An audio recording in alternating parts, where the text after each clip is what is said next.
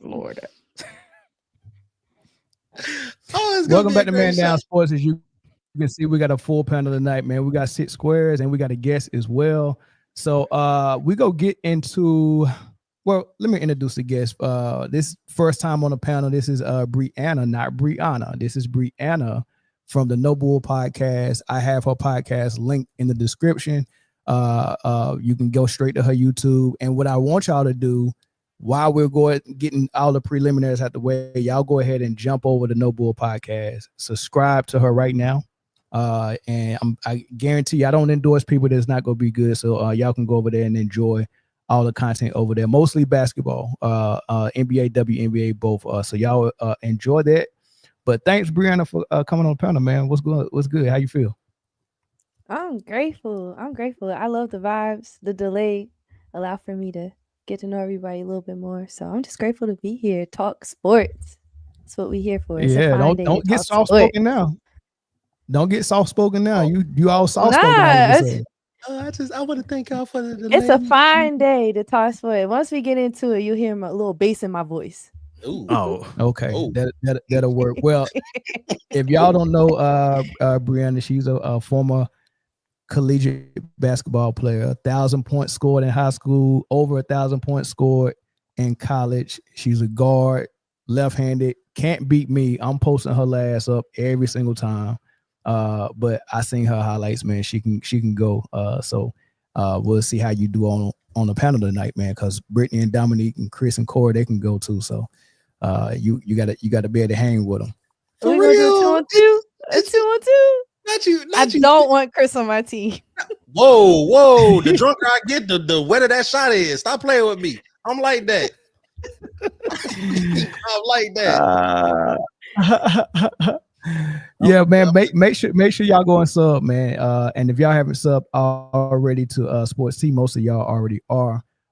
There's a reminder, make sure you go sub over there. For your football and your Cowboy purposes, make sure you go sub the Cowboy Spit. And Britne and Chris and me are Man Down Sports. You know, man. But don't forget that we're gonna have football content starting during football season. And I think Chris and Britne and yes, Corey, sir. If I may, I think they're gonna be mainly over there. And me too. If they invite me. Am I invited? Of course you are, man. No. Of course you are. As long as He ain't you invited. represent He your ain't even team. got no team. Oh, facts. You know what? Represent No. your team. You can come. He got a Okay, yeah. team.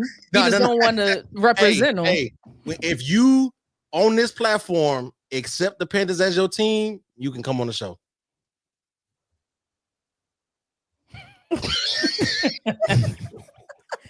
You stand. You stand on business. But yes.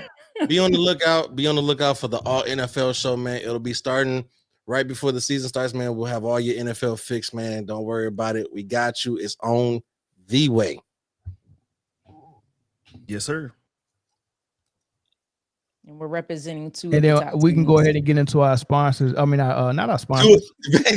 Two of the top teams, and then them dumpster fires down in Dallas. Wow. But shout out to our members, man. Let's get into the members, man. We appreciate y'all as always.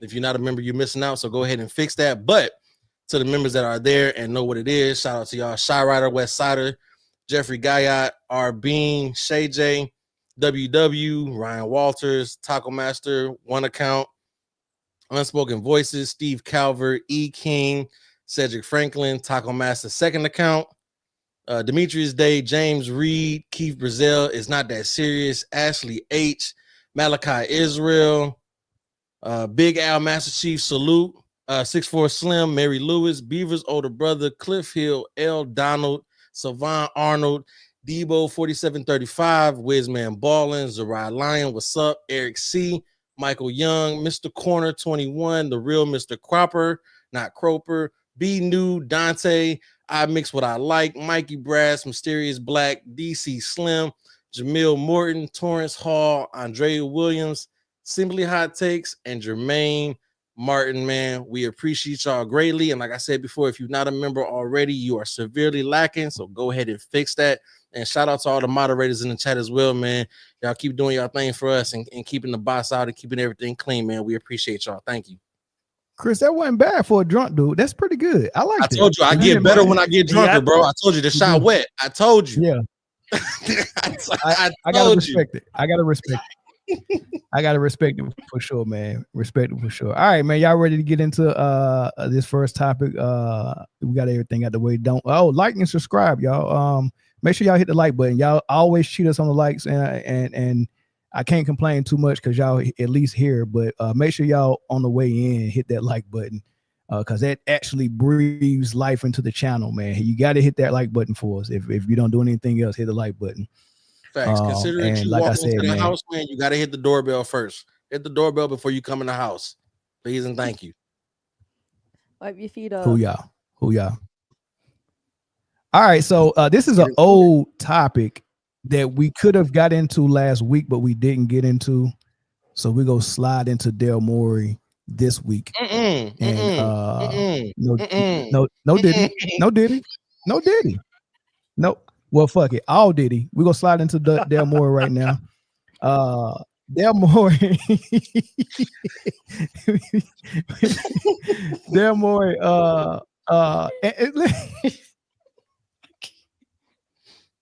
I apologize in advance, y'all. It's gonna be one of them nights. Got me on my job. Nah, it ain't never gonna work like that over here. You know what I'm saying? I was trying not to see this message, but you have left me no choice.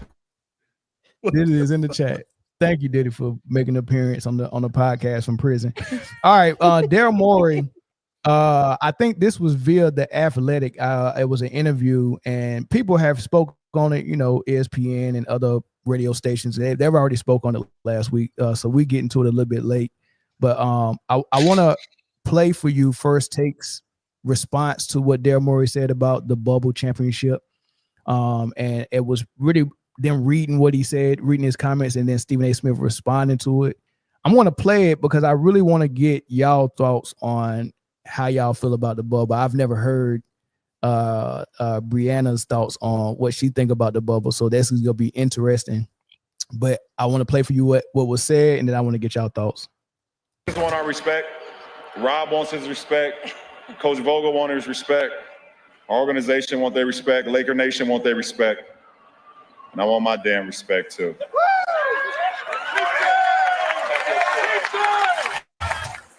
Yeah, put some respect on his name. All right, it's been 5 years since the moment where LeBron and the Lakers won a championship in the bubble on the Disney campus in Orlando. And a look back at the bubble at The Athletic, NBA executive Daryl Morey, at the time with Houston, now the head of basketball operations with Philadelphia, said this: had the Rockets won the title, I absolutely would have celebrated it as legitimate, knowing the immense effort and resilience required. Yet everyone I speak to around the league privately agrees that it doesn't truly hold up as a genuine championship. Perhaps the lasting legacy of the NBA bubble is that the NBA should be proud of its leadership at both the beginning and the end of the pandemic, even though the champion will be forever marked by an asterisk.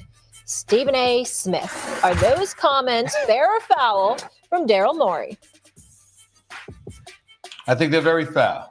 And I think that he's even wrong for bringing it up. First of all, it's legitimate when you consider the times that we were living in. Yep. What they gave us, the Los Angeles Lakers, led by LeBron James and Anthony Davis and those guys, we can never express more gratitude than what they gave us. What Jimmy Butler gave us as a member of the Miami Heat and how he pushed them to that limit.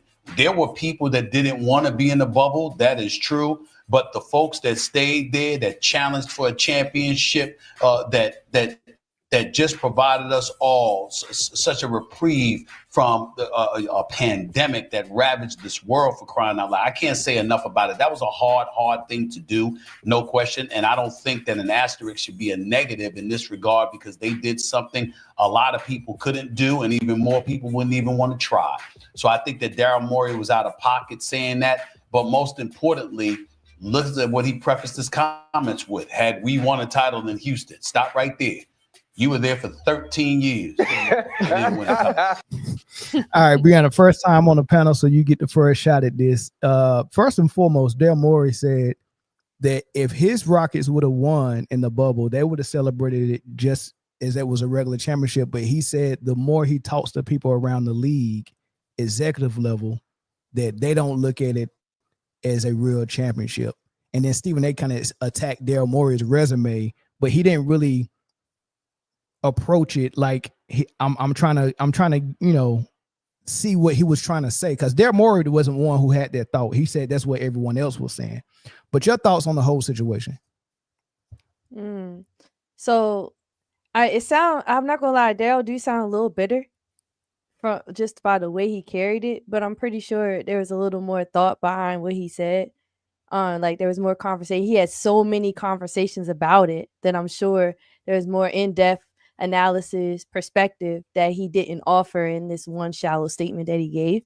But when I look at the season as a basketball player, I'm thinking this is the season that brought more mental toughness than physical toughness. And we always question how physical decline, like the physicality of the league has declined. But I feel like that was the most mentally challenging season that the league could have experienced. And so I think there's so many extremes in the pro area, in the con area, for me to really settle on a thought on my own. If we're just talking about like the perspective of Daryl and the perspective of Steven, but I'm looking at the perspective of what was going on at the time. It wasn't even every team was invited to the bubble that year. Only like 20 something teams were invited that year, and it was more in the West than it was in the East. And so if we look at a West Coast team actually won it, they had to fight through all of that. And if we're gonna look at the NBA championship as an asterisk, are we gonna also look at the Rookie of the Year as an asterisk for Ja Morant? Are we gonna look at the MVP of the league, Giannis, as an asterisk too? So it's like, I think it's a bigger conversation than what Daryl was saying. He did low-key sound bitter, though, if we're just talking about the statement in general. Can I interject? Yeah. I just want to say the start and the end of this conversation is the Phoenix Suns, because the Phoenix Suns was the best team in the bubble, didn't get to the playoffs. They were undefeated in group play. So why not let them in, right? Nobody else went undefeated in the bubble, but the Phoenix Suns did, and yet they did not get invited. Because then the Lakers couldn't beat them. You send the Phoenix Suns to the bubble, what happens? I guarantee you LA don't win a championship. I can't tell you who does, but it's not going to be LA. LA had no answer. Why? To protect LeBron, give him a free one, and not let them young boys cook. TJ Warren was going crazy. So you saying if they were invited, you're saying it would look different for LeBron. And the conspiracy is they didn't invite this team for the sake of LeBron. You just said that there was more teams in the West that was invited to the bubble than the East, correct? It was, I think it was 13 versus I think 9. 9 or 8, right? So you let the best team in the bubble, not the best team in the West, the best team in the bubble, in the same environment as everybody else. They went 8-0. They went undefeated. And somehow that's not enough to get them into the playoffs. And I'm going to use air quotes, the playoffs. That's not enough. Why? Because if Phoenix had ended up matching up against LA somewhere down the line in the West, LA doesn't beat them. They would have had to go against. Go ahead. No, go ahead. No, I was just about to say, I remember when Dame, when they was still trying to figure out how they was going to do the bubble and how they was going to do the tournament and what teams was coming. And I remember when everybody was still trying to figure out if they was going to come or not. Carmelo dropped out. It was a couple of players, Avery Bradley, that played for the Lakers, that dropped out. It was a lot of people said they're not going, right, because of the George Floyd thing. And everyone was waiting on, they was having meetings trying to figure out what we were going to do, right? And I think when they interviewed Dame, he was like, I just don't want to get invited here for no reason, because the talk was you got to come in and play in order to make the playoffs. Because I think Portland and Phoenix, they both was teams that like if it was like an original season, they didn't have a shot at the playoffs. And I remember Dame kept saying, I'm not coming here for nothing. If I come here, don't make me play, and then I'm gonna have to go home. It was, pretty much like that. And I that's kind of funny that when he said that everything worked out good for Portland, but the undefeated team in Phoenix somehow came here, played, was undefeated, and had to go home. I still don't understand why they couldn't make it to the playoffs after they was undefeated. Did they lose a game? Unimportant. It was something. They wasn't undefeated. Maybe they lost one game. What happened? Do y'all remember? So I'm looking it up right now. I don't know what it was because I think maybe, and this is still baffling to me, is because if Phoenix has such a bad record that even going 8-0 in the bubble did not secure your spot in the playoffs, then why were they there? If this was supposed to be a true playoff experience, and these games that you had in the beginning, these exhibitions were just ramp ups because everybody had 2.5, 3 months off. If these exhibitions were just ramp ups, then it should have been 8-8 because this was before the play-in.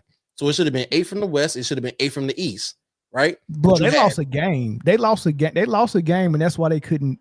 No, that was the story. They went undefeated in exhibition play and didn't go to the playoffs. That was the story. Yeah, but they lost something though. Was it some type of play-in before the playoffs? I mean, it was some. It had to be something that they lost. I remember. I don't think the play-in was introduced in 2020. I think it was just. Well, don't nobody remember what it was? That's what I'm trying to look up right now. Why they didn't get in? Because if they didn't have the record enough to be in the playoffs in the first place, then why invite them? That spot could have been for somebody in the East that had a better chance. Yeah, it was like the last games were in March, and then they started back up in July randomly. Okay, they went 8-0 in the seeding games, and despite the perfect record, they didn't make the playoffs because they had a 26-39 record before the restart.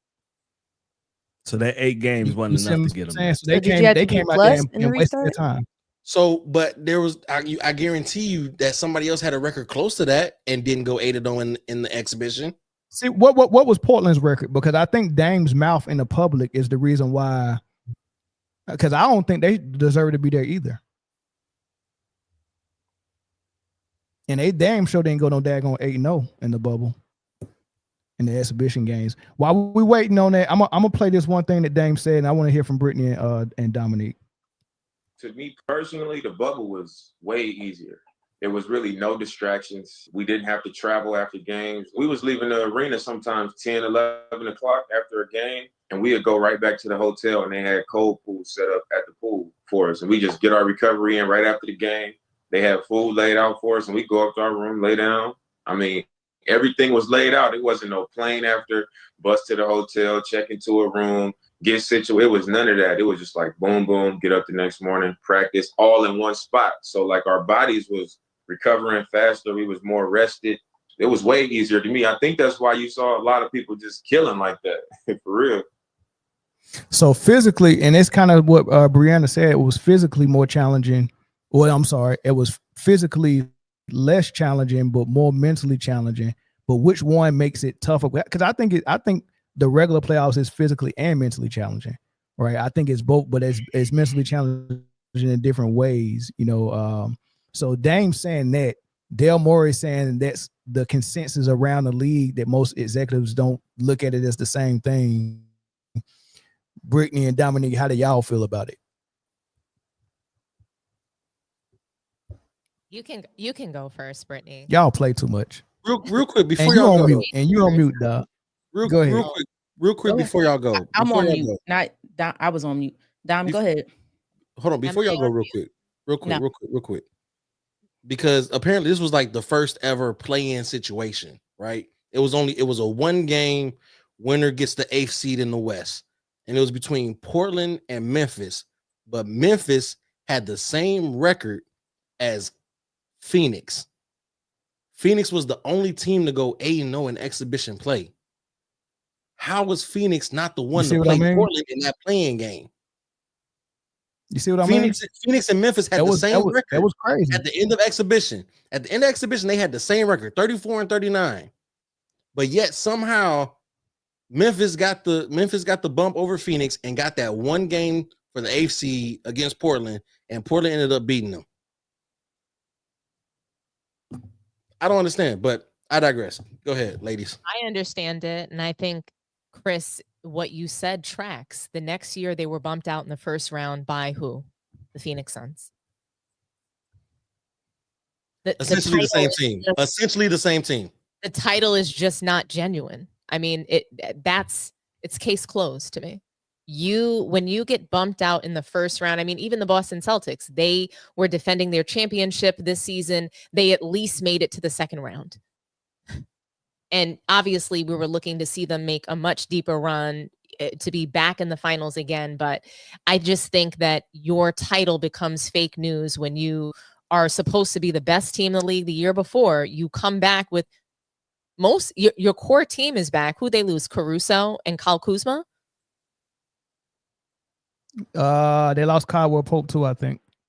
Okay. And Danny Green and Dwight. Now they lost a lot of people. They lost a lot of people. So they did lose a lot of people, but the GM should be able to just figure it out and trade for whomever to get whoever to get back in this to the finals like he does every season. So what's the problem? But what Daryl Morey said, I think, is just, for me, it's a little cat. So when you come out, if you're going to say something, just say it. What do you think about it? So you know how sometimes on the panel I get frustrated with Jay because he's busy telling us, well, in LeBron's mind and in so-and-so's mind, but we're talking as a panel and like, you know, what do we think about something? So it's just kind of like, well, Daryl Morey, what do you think about what the other GMs think? So, you know, you're just reporting this. This is coming out of your mouth. And to Brianna's point, that's exactly what it sounds like. You sound salty, especially sometimes it's the right message and the wrong messenger. So I don't want to hear, well, I'm a loser. I don't want to hear from somebody who's been losing. That's my point. You know what I'm saying? I think it's more impactful and more respectable when you actually, maybe he won a title. If he won a title outside of the bubble year and he could say, well, I wouldn't have wanted to win my title, you know, in COVID. I'm glad that, you know, we had everybody competing on the floor. I think that there's a way to say what you want to say so that, one, it sounds respectful, and two, you know, you're being real. And I just feel like, okay, well, what was your opinion, Daryl Morey? So now all of a sudden, because you get in trouble with the media, now you want to come out and backpedal and say, oh, I think it was a genuine title. Well, why didn't you say that in the beginning? Well, he did say that. He said if the Rockets would have won, they would have celebrated it like it was a regular championship. Like, so he's saying that he don't think that, but the people he talks to around the league thinks that. What I took from it was that if they would have won, he would have thought it was genuine. That's how I heard his comment. That it's different for LeBron James. How I heard his comment is that it's different for LeBron James because it's LeBron James. The rest of the GMs in the league are salty about it. And I'm not on LeBron James' side, obviously. I'm just saying I think he's that disliked throughout the league that owners, GMs, they are not going to give him credit for anything he does because of the way he does it and they blame him for the state of the league. Interesting. Wait, because I've never really just like dug into, like, I watched the bubble, I let it happen, I was disappointed, whatever. But I've never actually sat back and actually analyzed what happened in the bubble. Do y'all realize the Lakers until the finals never played more than 6 games in the series? Yeah. But Houston and Oklahoma in the first round went 7. Denver and Utah in the first round went 7. LA and Dallas in the first round went 7. Denver and the Clippers in the second round went 7. So what happened to all the tough competition? What happened to all of LeBron's tough? Oh, he had faced so much tough competition in the finals. Where was it? But actually, if you look at the record, though, they lost the most they lost was 2 games in that whole run. They were 4-1, 4-1, 4-2. They only lost 2 to Miami in the finals. That was the hardest. But if you look at the regular season points of each game, the lowest a team scored was like 90 points. And I feel like that should be talked about too, because sometimes in the league, you see those 80-point games, you see those blowouts, but every team pretty much averaged like 100 and something points. And it was very close. Like, they were very close losses. And that was interesting, a phenomenon in itself. The more I unravel this mystery that is the bubble ring, the more I just feel like this shit was tailor-made for LeBron to get another one. I mean, in a way it was, but you got to give credit to the Lakers. They had a really good team, man. They had Dwight coming off the bench, dog. Like Dwight Howard coming off the bench. Like Dwight Howard and AD. Listen, Dwight Howard and AD. Mel, hold on. Mel, they had a great team that needed a 3-month break. Well, I mean, we do know that Anthony Davis gets hurt a lot, and if this was a regular season, it's a good chance him and LeBron don't stay healthy because LeBron was messing with a. Chris, can I say something to you? Go ahead, Dom. Go ahead. Saying, and that maybe the Lakers shouldn't have been there, but I have to agree with what Mel said in a different way though, because we do have to give credit where it's due. LeBron James, you don't think that he could have exploited a COVID year to win? You don't think that he saw the path to win as soon as COVID hit? Absolutely. You don't think that, like, somebody who's won a championship 3 times, who orchestrates and manufactures their championship, he didn't see, oh, this guy's taken off. This guy's taken off. If we get this matchup, we're good. We got to do this. So he orchestrated it from the very beginning, and even to get the finals MVP, that was not going to be Anthony Davis. He made sure of it. And, you know, I'm sorry, but I have to give him credit for, you know, leading, like, basically for carrying out his plan to full execution. It was flawless, and it was, he did a good job. We each go get 5 takes. But when you take a we look, each go get 5 takes in a phone call before Britne talk, because she waiting on somebody to bring her in, and I'm not doing it. So I'm not waiting for nobody to bring me in, Mel. But yes, you are. No, I yes, wasn't. You are. No, I wasn't. I was listening to Dom. My thing about this whole thing is well, why don't we give Britne an opportunity to speak? Britne and I, all of us at the top, wait our turn. So Britne, Mel's calling you out. What's your take? Clearly, he's right smack dab in my face calling me out. I appreciate that. Thanks, Mel. Yes, ma'am. Shut up. I mean, it's the bubble. Like, people say it's the hardest ring to ever earn. I think that's pure BS. There's no crowd, there's no traveling, there's none of that. I mean, the moment anybody got COVID, they was gone. So that's missing a playoff game. I don't know. I can't remember what transpired with the Lakers when they went up against teams that other teams was losing players, including their own. But I think it's one of the weakest championships, and that's just me. I don't care what anybody says. And as far as Daryl Morey, y'all should already know how I feel. Dom, you completely took my point. Right message, wrong messenger. Like, this man has been with the Sixers for 5 seasons. And what the heck has the Sixers done in the last 5 seasons? So why are you talking? Why is he the one always talking? He should be the last person to talk. Your team has not gotten out of the second round in 5 seasons since you've been there. You need to just shut up and do your job. I hate that whole shut up and do whatever, but for him, shut up and do your job. Shut up and sign the checks. Shout out to Tyrese Maxey though. Shout out to Tyrese. No, I love Tyrese. I can't stand Daryl Morey. I had to shout him out real quick. Like, at some point, as a GM, you know, basketball president of operations, whatever you are, at some point you have to deliver. And he hasn't delivered for the 76ers, and he should be shutting his mouth. You think he'd be quiet and just trying to figure out how to retool his team, how to, you know, make up for all the damage he's caused by bringing James Harden and just all Paul George. He has completely ran that team into the ground. Can I ask everybody? Can I ask the panel a question real quick? Yeah. Well, hold on. Before you ask, shout out to Sports and Fitness Rants, man. Shout out to you, big dog. Hi, Robin. So, let me ask y'all. For the most part, everybody here has played basketball at some kind of decent level, right? For the most part.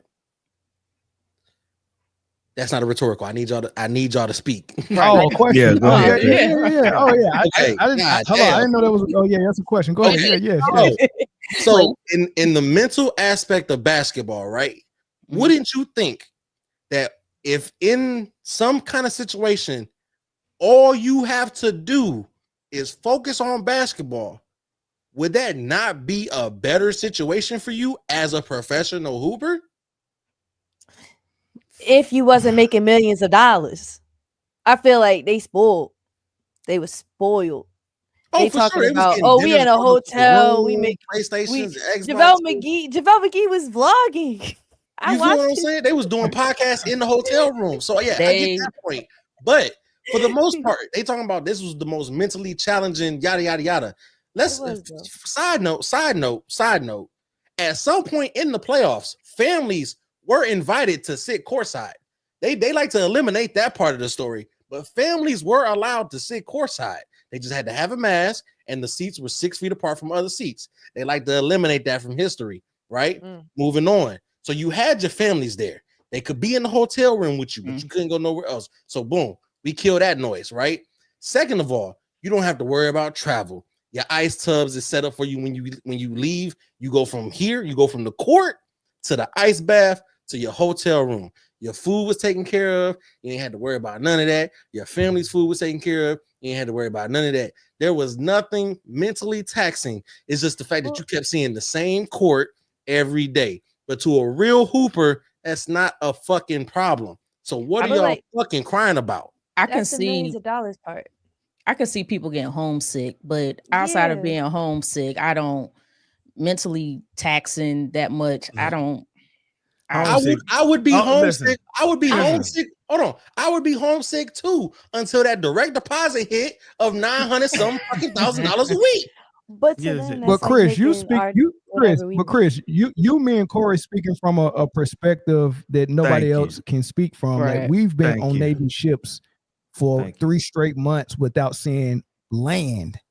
So imagine that, right? Not seeing any land, and you're working sun up to sundown every single day, fighting fires if something pop off. So it's a whole different. We got a different endurance for stuff like that, and you're not thinking about. I do. I get that. But the difference is you are making millions of dollars to play a child's game. You just have to sit in one spot for a month and a half. Boo fucking who. And everything is provided to you. Everything is provided. But they had to get tested. Javelle showed us. They brought in what's the redhead name? They brought her in for the Rachel Chiefs. Nichols. And listen, But they got tested listen. like 3 times a day. Like imagine getting Hold a on. tube stuck up your nose 3 times a day. That would That actually shit drive me don't crazy. matter. Ask Lemon Pepper Lou. He only lost what, a day for going to Magic City? He lost a day? What are we talking about? I can go get some wings and see some skin, and I'm only gonna lose a day, and I'll be right back on the court. The disciple said it's like being it's like that show 60 Days In. Paul George said he was depressed. For what? But Paul George is a special case study. Paul George said that was probably one of the most depressing times of his life. Yeah, but that's And a JaVale weak-minded McGee, when he basketball showed- player, and he never said why he was depressed. He was depressed because he couldn't do other dumb shit. He had to just hoop. That's I it. see what you're saying. Oh man, I can't. I'm I not can't a get into man. my I'm not a fashion. man, so I think it's another level of depression. And you know what, tapping Mel? into. Mel, I'm glad you said that, because had they let them young boys in Phoenix in the playoffs, all them boys wanted was a chance. Them boys was just ready to hoop. They didn't care about nothing else. You would have let them boys in, they'd have tore the whole bracket up, and they would have showed you this doesn't mean anything. You mean to tell me that I, as a hooper, I consider myself a real hooper, don't got to worry about nothing but hooping for a month and a half? Yeah. I don't got to worry about nothing but hooping. It was a month and a half. It Well, was hold July on, to hold on. July, hold on. August, September, October. That's 4 months. Brianna, No, hold I'm on. talking Phone about lines the are open, bubble. y'all. The phone number is Oh, scrolling on the bottom of I'm talking about the the bubble. screen. 442-288-9352. Hit the phone lines. All phone calls will be limited to 1 minute. You will not go over 1 minute, and I will hang the phone up in the middle of you talking after a minute. So come in, get your take off, get off. 3 phone calls, and then we move into the next topic. Phone lines are open. Go ahead, Brianna. I'm sorry. Oh, I was just saying, like, they was in there a month and a half. I was saying they was in there a little longer, I thought. no, I they ain't gonna lie to a y'all. month and a half to 2 months, because you had those exhibitions. They was like every other day or every day, and then the playoff games was every other day. So if you had a game on Monday, then you had your next game on Wednesday, and so on and so forth across 4 rounds across 16 teams. So that's why I say about a month and a half to 2 months. You feel me? I ain't gonna But, lie like- to y'all though. If I could get chef prepared meals every day, my health physicians is on there every single day. I'm getting changed sheets. Why you think turn down every single night, basically. Why you think we TJ Warren go on TJ Warren was dropping vacation to 40 get these bangers? things, and they TJ get Warren this was for free. dropping 40 bangers in Indiana. They was like, who the fuck is TJ Warren? And we ain't seen them since. All right, we got a caller from Ohio on the line. Caller from Ohio, go ahead. Y'all let me know if y'all can hear him. Go ahead. All right, y'all can hear me now? Yeah, I got him. I can hear him. All right, go ahead. Hey, that's crazy, but how y'all doing? We good. You got Hey, 1 minute. man. Don't waste it. What's up? Hey, man, we all know that was a Bubble Yum championship. We not tripping on it. Like my man said, all his championships got an asterisk, man. It's been something every time, man. The script is in. We know what they doing. We know what they doing. So well, hold on. What they doing? You got 30 seconds. Go ahead. What they doing? they trying to ride his back because he the guy they making money off of. That. We ain't loving this. We know the script. This is not. Man, it's like Mike for me, man. Rest in peace, Kobe. We know MJ to go. Mel love the show. Neek love everything. Chris, all y'all, man. Appreciate y'all. Appreciate that, my brother. Appreciate it, man. It's still Michigan over everything. All right. Hey, thanks for the call, bro. Respect. All right, no doubt. All right, let's get two more, y'all. Let's get two more. Two more. Hey, good job on the time limit, caller, man. Make sure y'all follow that mode, man. A minute. Yeah. Caller from Cali. What's up? Yo, what's up, man? This is Sean. What's good, man? What's your thoughts? Man, these players ain't worrying about anything, man. They just lying as hell. Like, as a Laker fan, this is the weakest championship that we won. Sheesh. I don't care what anybody says. And yeah, I mean, they ain't struggling. They were in hotels that cost around $100, all the way to thousands of dollars that people have to work their butt off in order to get their families to. Like, we stop lying. Stop lying. You're not struggling, man. You got 5G internet while you were screaming. You brought women in. Come on, man. Let's stop lying. Let's stop lying. But yeah, that's all I got to say. I mean, I appreciate you, brother, man. Thanks for the call. Oh, Mel, like for real, just think about it. I'm depressed and everything. I'm being catered to, like completely catered to. Like, yeah, I don't understand that one. For sure, mental health is a real thing. So respect to mental health or whatever. Absolutely. But if you bringing me whatever I want, my family here, and all I gotta worry about is hooping, what are we talking about?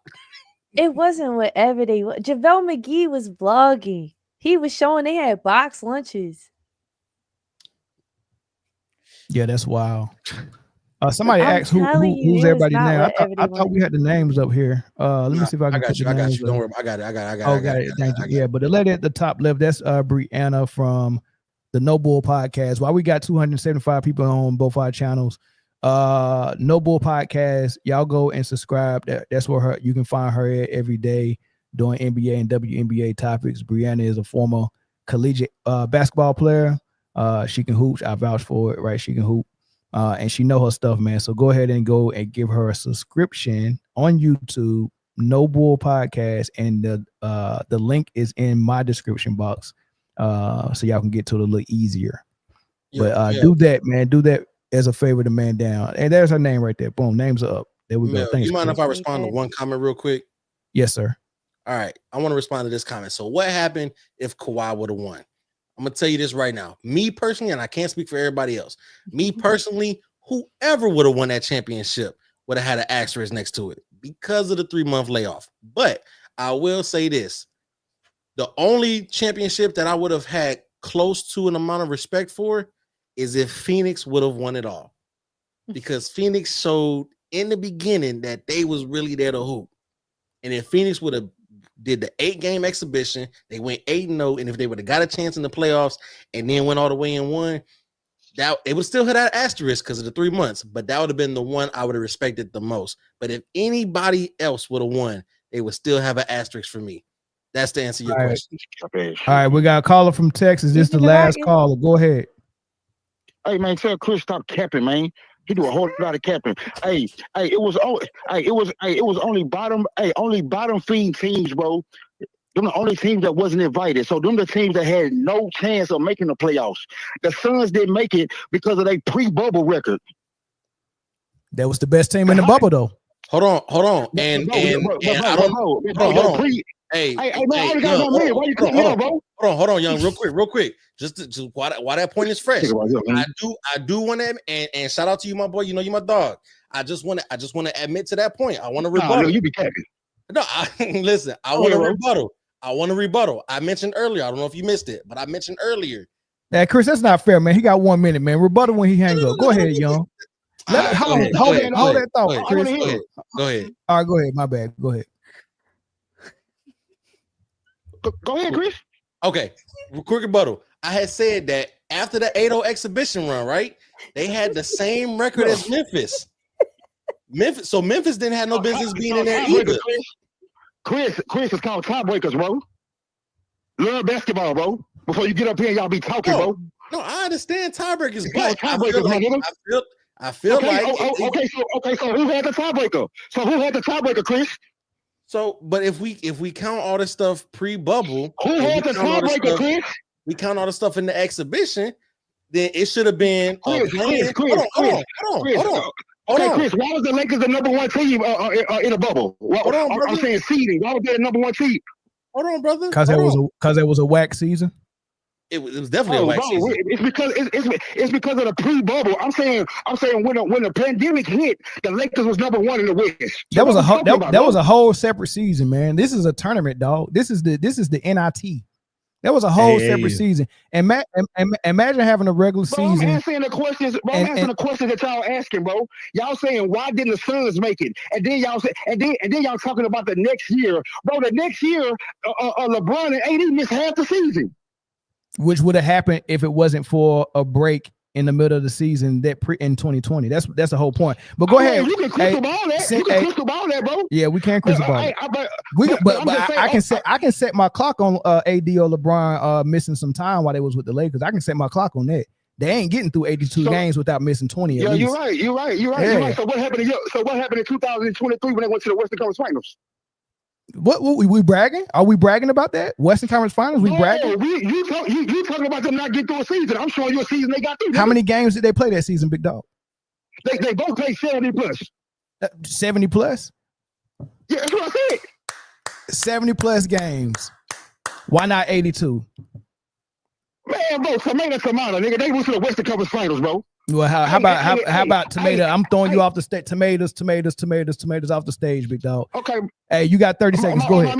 My minute up. Okay. And the last thing I gotta say, y'all talking about y'all saying that y'all saying that the next year the same team beat the Lakers. That wasn't the same team, nigga. They added Chris Paul. And one more thing, in the bubble, y'all saying that the Suns was the hottest, and the reason that they didn't want to throw them in is because something had to do with the Lakers. Well, really, Dame was the hottest. He was the one scoring 60 and 56 and 61 points, and he got in as the AC. And what did LeBron and AD do to him? They 4-1 that boy. So y'all stop with that cap, man. Yeah, hey, good point on the Chris Paul point, but not on the Dame point. Dame was the hottest player, but Phoenix was the hottest team, and it's a big difference. Yeah, it was a big difference. All right, let's move on to the next time. Oh, let me get to these super chats first. Why is Chris out of Chris? Where you at? I can't read this one. Briana, can you read that super chat? I don't read his super chats because of the name. Britne or Briana, one of y'all got to read that. I'm not reading. Read his name and the comment. I'm not doing it. No, Mel, that's all you. I'm good. I don't think us reading it makes it any better.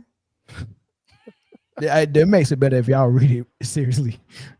I can't do it, but it's a super chat, so we got to read it. Somebody's got to read it. Just call him LS, man. Thanks, LS, for the $2 super chat. We believe in the liar, Morey, #Harden. Lincoln LS. B New, $7 super chat. Imagine LeBron starting another league and having to deal with someone like himself. How do you think that'll go? Can he deal with his offspring? Sheesh, y'all trip boy, y'all is bad today. Daniel Logan, $2 super chat. Appreciate it. Players snuck in women all the time. Absolutely. And Jason Collins as well.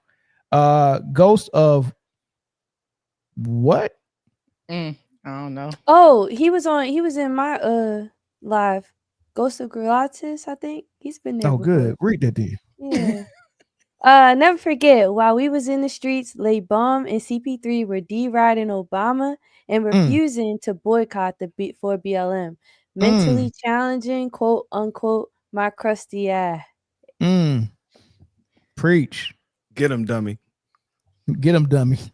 Get him, Grant. By the way, for anybody keeping count, free luxury vacation and sneaking women in. Yeah. I think ChatGPT maybe gave you a limit.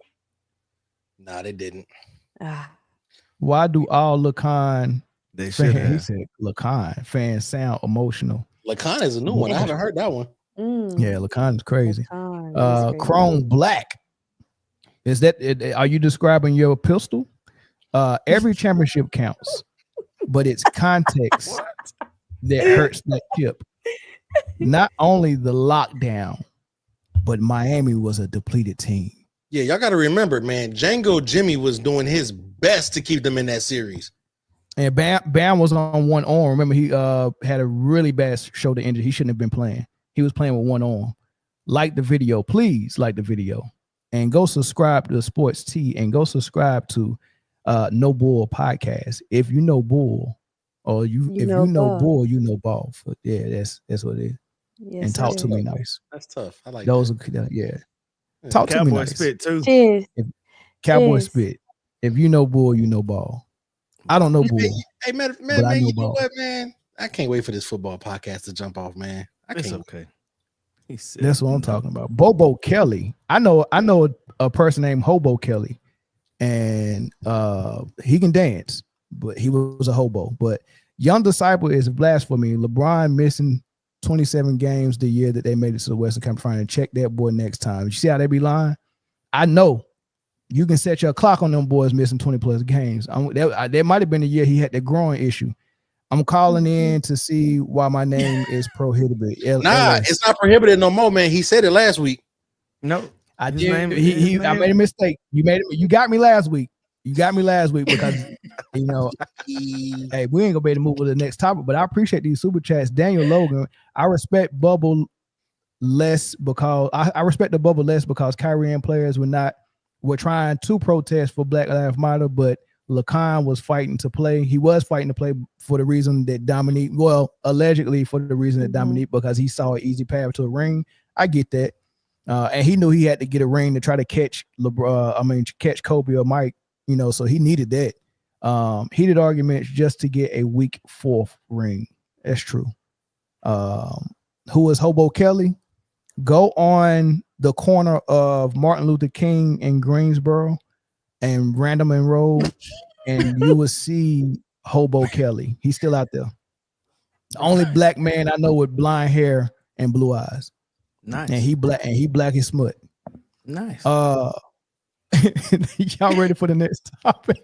Let's do it. That's a perfect transition. Yeah, it is a perfect transition, man. Let's get into some of the things that's going on in the offseason and then what we can expect coming up next season, man. I seen a couple of things. I was looking through the interwebs on Beyonce's internet. Internet or in the web? In the web. I put it in the chat. I put it in the group chat. I'll put it in the group chat. Wow. Yeah, but I was paying attention to some of the things that's coming out, man. We got NBA.com putting out their top 10. They haven't done the East yet, but they put out their top 10 players going into next season for the West. That's gonna be interesting. They put out their top 10 teams, or actually they put the whole Western Conference 1 through 13, and that was fascinating, right? And amongst some other things I want to get into with free agents and all of that. But first and foremost, they had the defending champs, of course, Oklahoma City Thunder, number 1 in the West. So that's obvious. Right? Their team is intact. They re-signed everybody. They should be the favorites. They should have the number 1 spot. But I want to ask y'all, who do y'all think the biggest threat to OKC at the top for the West would be? The additions of KD to the Rockets and, the changes they made in Denver, all of those things. This is how they got it stacked out. They got Denver number 2, Houston Rockets led by KD number 3, Anthony Edwards led Minnesota T-Wolves number 4, and the Clippers, the team that they're calling the Unction because they got all the Unks on their team. They got them number 5, but you don't see the Lakers. They're not respecting Luka and LeBron right now. And it's a couple of other teams that's kind of missing. But do you agree with this order? And who do y'all think the biggest threat to OKC is going to be in the West? Britne, since you went last time. I'm trying to remember some of the moves that happened. Just pull it from the front of your forehead. Cam Johnson traded for Michael Porter Jr. to Denver.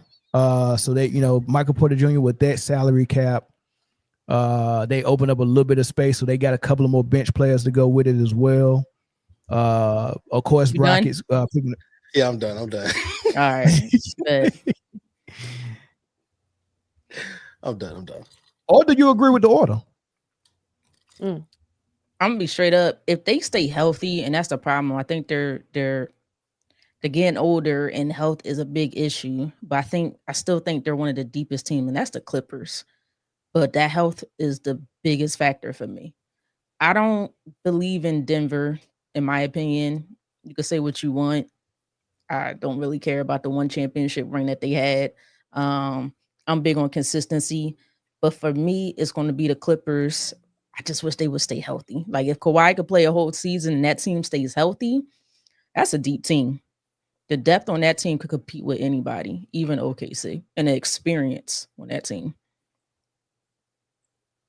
Bro, they got fat body suit James Harden. They got Kawhi. They got Zubac. Zubac go make All-Star next year. Big Zoo. If Embiid don't get healthy, if Embiid don't get healthy, Zubac's going to be the second best center in the league behind Jokic. I mean, like they just got to let him do more because he can do more. Yeah, they got Zubac, they got Harden, they got tough five. But I like Zubats. I think that go ahead, Mel. No, go ahead.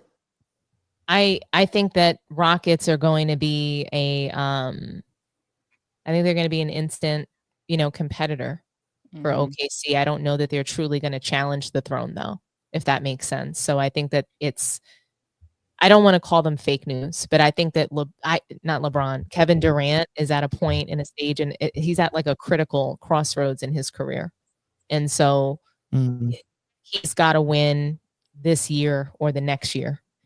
I think, people will stop considering, him to be like a true game changer for a team if he doesn't get them far. Like if he gets knocked out of the first round, again, if he doesn't make a difference and at least take them to, second round Western Conference Finals, it's just, and so then the second team, I really wish it could be the Mavs, but I don't know when Kyrie's coming back, so I can't say. But if everybody were healthy on the Mavericks, they are the instant competitor for OKC because they have Anthony Davis, Kyrie Irving, and they have something to prove. That team has something to prove. Even the role players on that team, they want to prove that they can win it without Luka, that they just needed a better leader. They needed a better, group of players that were going to defend and be, rowing in the same direction. So I don't think there's really any other true competitors in the West. The Clippers they're not a real contender. They're going to be in that 5th seed. They're going to compete all season long. They're going to give us good basketball. But Kawhi Leonard, he's over. He's just over. I don't think that he's going to win another title in his career.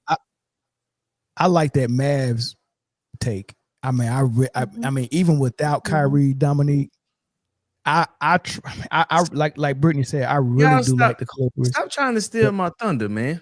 Okay, my bad. Go ahead. Corey, you're just very cranky. Hold on. Can we address Corey's crankiness? Because he ain't got no drink in his hand. That's the problem. I've been laughing the whole show. He's not drinking his hand. And I didn't even get the comment on the last topic. You didn't, because you kept exiting out, and you and Britne didn't want to jump in here. You were over there drinking the smoke. Y'all over there tag teaming that Spectrum Wi-Fi. It's gone now. He was smoking a drink over there, Chris. He was smoking a drink. He was smoking a drink. I am, man. I'm not cranky. I think the Mavs take was an excellent take, but when they get healthy, look at his face. He's just an old man. Wow, you stop it, Dominque. They just, who knows when Kyrie is gonna get back, and who knows who's gonna knock AD down and he gonna stub his big toe and be out for 8 weeks. You just don't know. But I wish they would stay healthy. But I do like Houston. It's hard for me to. I like Houston. I like Dallas too, bro. I do. I love. I'm gonna tell y'all like this. As soon as they get healthy, they're gonna be all right. I'm gonna tell y'all like this, man. The biggest threat to OKC this year is OKC. It's OKC. Hey. The biggest threat. There's a reason why we haven't had a repeat champion since the 17-18 Warriors. The competition, once you become the hunted, the competition gets a little bit stiffer. Pause. And we know that OKC, some of the people that they have tend to have a health issue. They got lucky. Well, I won't say they got lucky. Injury is part of the game, right? But they were able to maintain a healthy roster. Like their people got hurt, but they came back at the right time. What's to say that that's going to happen again, right? You know, Chet has injury history. Jalen Williams has been dealing with some injuries. He was able to play through them, but you can see his game took a hit while dealing with said injuries. You know what I'm saying? And they did a good job by locking up this core for the next 3 to 4 years, right? They paid the big three. Love that for them. Honestly, I do, right? But then at the end of the day, also when it comes to health, it comes to payroll. So are these other guys, these role players, are they going to be willing to take a pay cut when it comes time to get paid? Is Alex Caruso going to understand my worth, or am I going to take a pay cut to get another ring? Is Lou Dort going to understand his worth or take a pay cut to get another ring? So at the end of the day, you have to deal with the fact that other teams are getting better because now they're game planning for you because you're the big dog now. So you're the game plan. Every night somebody's game planning for you because you're the one we have to take out. So you have to deal with that. You have to manage the health issue that is prevalent in OKC, right? You have to manage that for 82 games plus however many because you're going to make the playoffs again. So you got to manage the 82 plus whatever games you play in the playoffs, right? And now it's going to be and we know the physicality ramps up in the playoffs, right? Can they make this run again? Can they do it again? As an OKC fan, I would love to see it happen. I would love to see it, but championship hangovers are real. Being the hunted is real, and health is real. So what's your answer to the question? OKC. OKC is the biggest threat to them repeating in the West. Oh, okay. Question for y'all. Because I noticed nobody said the Timberwolves, and they made it to the Western Conference Finals the last 2 seasons. Is it that we don't trust their development and they could get over that hump? What is it about that team? Does Rudy Gobert still wear a Timberwolves jersey? It ain't Rudy. It's their leader. It's their leader. It's Anthony Edwards. It's on I don't think it's Rudy. It's on AE, man. It's No, on because Rudy disappeared for a lot of games in the playoffs. He like offensively, but he still held it down defensively. How can you appear offensively on the Timberwolves team when Anthony Edwards has the presence that he has? And I don't say that in a glorifying manner. I think he takes the light away from Naz Reid. Naz Reid is a playmaker.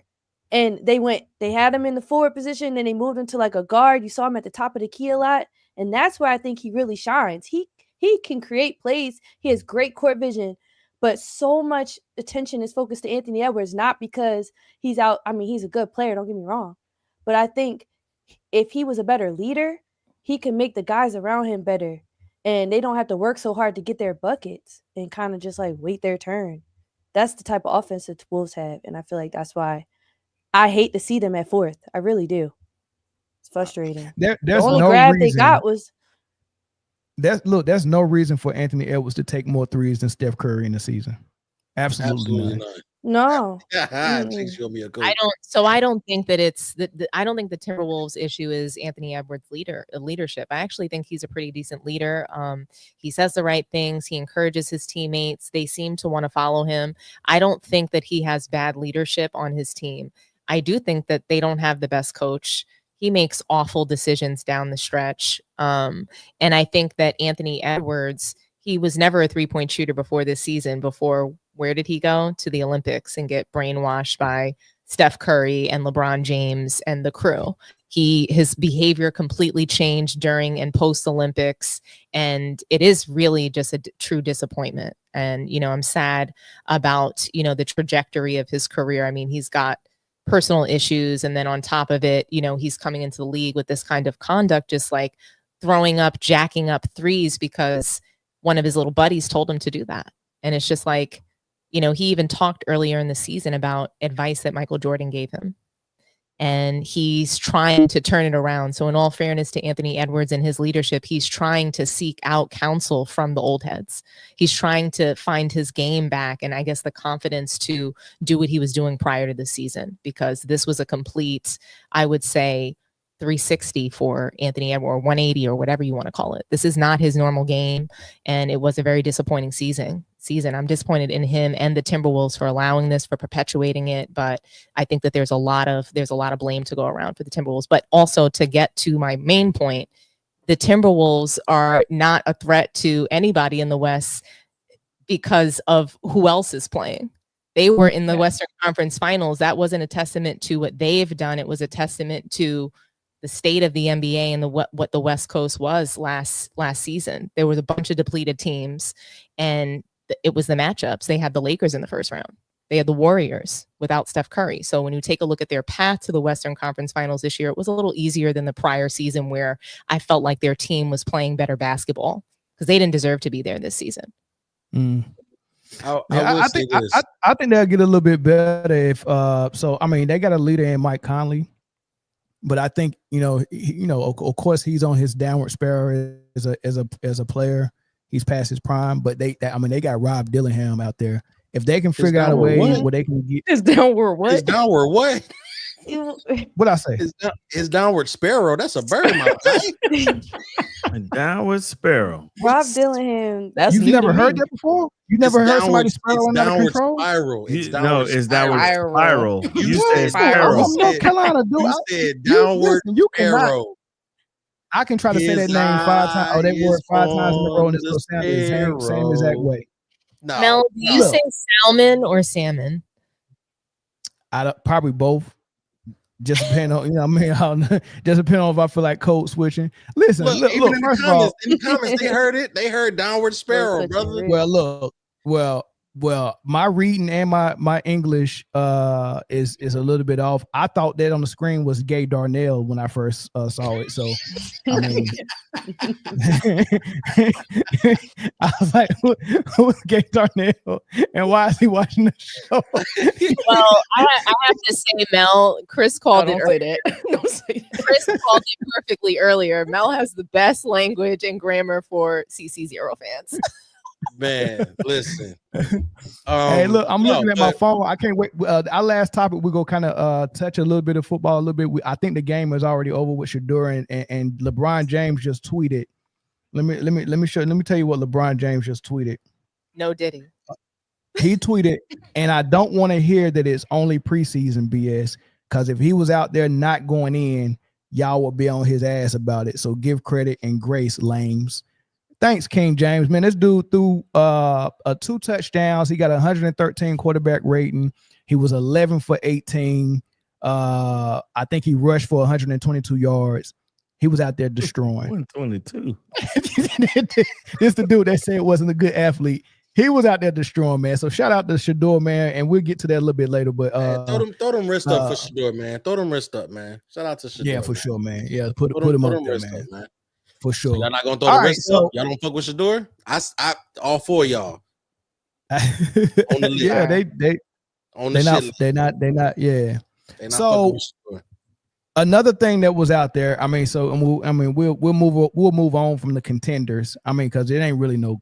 I'm with Chris. I think OKC might be the biggest problem for OKC. So we'll see how they respond. Hopefully, they don't respond like the Celtics did and come out and just play around with the league and jack up 35 threes a game. But there's something else that came out. They said, let's rank the top 10 players in the West. And I want to see if y'all like this order. This is NBA.com, by the way. I'm gonna go on a blind hell no. One. Oh my goodness. No, thank you. No. Shay is not one. Why? Hold on. No, take thank this you. Shit off the screen. Take this shit off the screen. I'm over it. I'm already upset. They got AD at 6. I'm over it. I'm already LeBron upset. at 9. Already pissed off. This is low hanging fruit to me. Okay, well, you go first then. Oh my God. What is your biggest issue? My biggest issue, I'm actually not surprised that Jokic is at the top. He averaged a triple-double, and if he didn't get MVP the previous season, I don't think Shea would have got it, respectfully. The only stat that he did better with in his category, and aside from his team being number 1 in the regular season, I think was steals. So it was kind of difficult to kind of match if we're looking at it from that perspective. But I have a problem with the AD. I have a problem with LeBron. AD only played in 51 games. I think he averaged like 24 points per game. I think it just frustrates me to see him on that list. Same with Kawhi. Kawhi was on PTO the whole season. That really pisses me off to see him on this list. Say that one more time. He was on PTO doing commercials. Music videos. I don't know. He was hella side quest, but he wasn't hooping. And so I think all these top 10 ranks is low hanging fruit. It's the same people that they want to kind of put out there who's kind of cycling out. They on their way out. No offense, but I'm just saying it frustrates me to see this list. Hey, shout out to Gary Darnell just sent me an $8 cash app. Appreciate you in the cash app, homie. Gary. Well, he said the message say Gay Darnell. Oh, he playing alone then. Fuck it. We all inclusive. Fuck it. Damn. No, I want to know who Briana would put in there if she takes LeBron and Kawhi out though. I'm gonna put it back up there for you, Kawhi, take your pick. So Kawhi's in at 8 and LeBron at 9. I'm gonna put it up there for you. Y'all gonna hate me when I get on this. Oh Lord, y'all gonna hate me.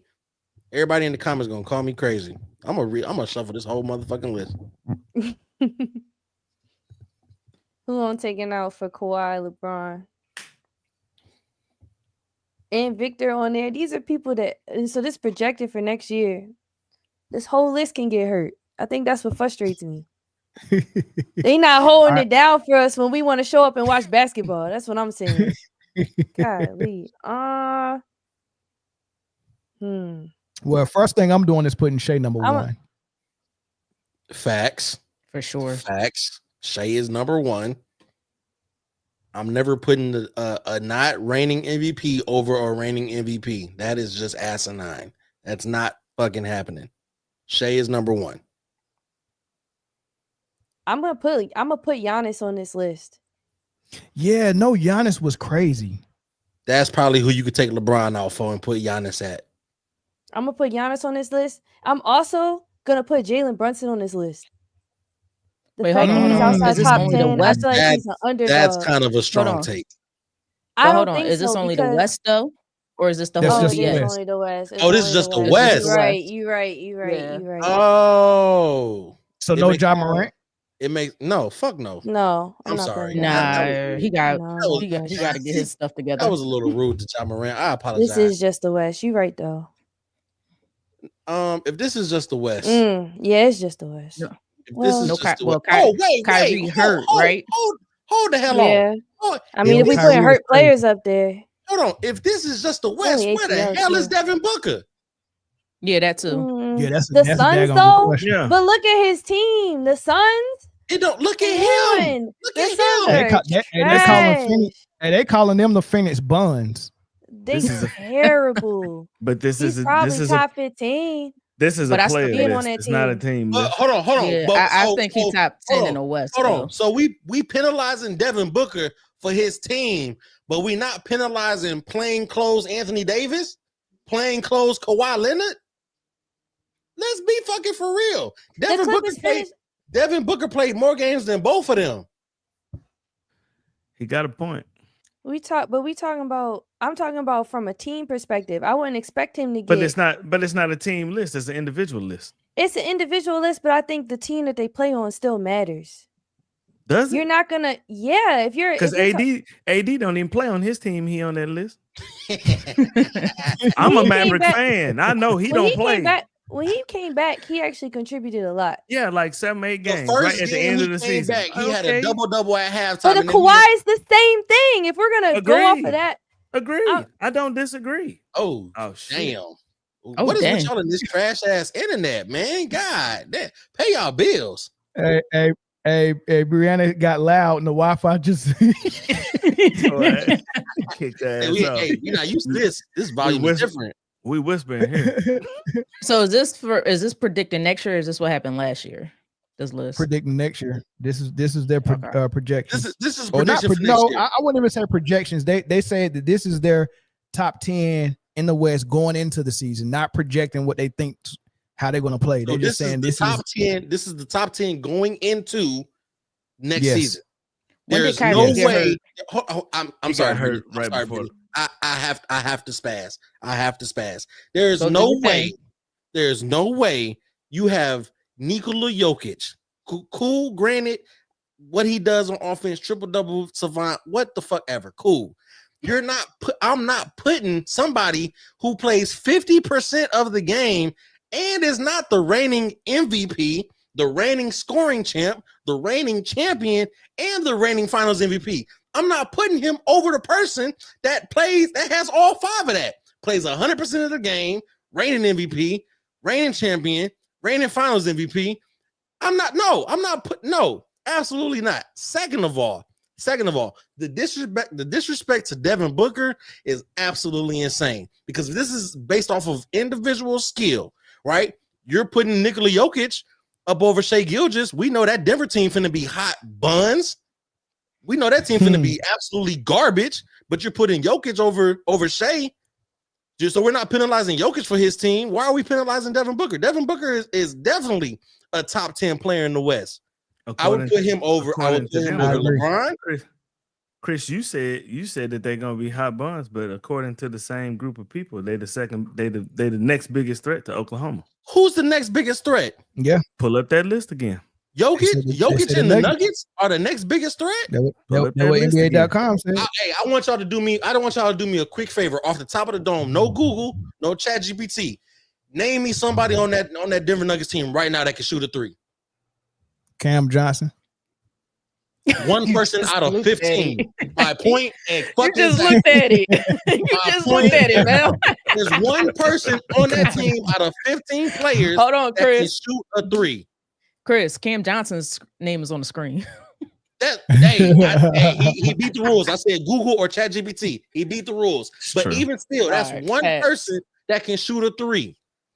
You lost Bruce Brown. You lost KCP a season ago. You lose Michael Porter Jr. and Russell Westbrook this season. Jamal Murray is a question mark because we don't know what Jamal Murray we're going to get. Are we going to get Jamal Murray who's here or Jamal Murray who's hurt? We don't know what Jamal Murray we're going to get. So when Jokic does his bully ball, stuff, drive, back down, kick, who is he kicking to? Me, Mel, Corey, Dom, Britne? That's who he's kicking to. I'm not worried about the Nuggets doing anything in the West at all. And this is no disrespect to your 3-point ability, but I'm just saying they got us as 3-point shooters right now in Denver. I'm not worried about it. Their recency bias. They think that Nikola Jokic is enough to carry a whole team to the promised land. Absolutely not. Second of all, again, back to the Devin Booker disrespect. If this is just based off of an individual player's talent, Devin Booker is a top 5 player in the West. The fact that you have a 45-year-old LeBron, I know that's an exaggeration for you LeBron fans in the comments. I know he's only like 42, but you got a 45-year-old LeBron who still has a handicapped game, can't shoot free throws, only can do chase down blocks once every 4 quarters, right? Chris, how long this take? As long as it need to be to get the point across, whoever needs to get the point across. Because this is insane. And then I understand. I feel like this thing been going on since 6. I understand Victor got hurt. But Victor, what we've seen from Victor, he's a better player than AD. He's a better player than LeBron currently. He shouldn't be number 10 on that list. He should be a little bit higher for me, respectively. But my major gripe, Shai should be number 1. Why is Shai not number 1? And why is Devin Booker not on the list? Let's discuss. I'm done. I'm off my soapbox. For now. Two more sips. He back on there, though. This is my 4th one. I am feeling great. I bet you is feeling great, man. I bet you is feeling great. Anybody got anything else on that top 10 list? I think Chris ran it down for me. It was fucking terrible. Nobody? Chris was all right. Yeah, I mean, the biggest thing for me was all right, let's move to this to be at then. the top.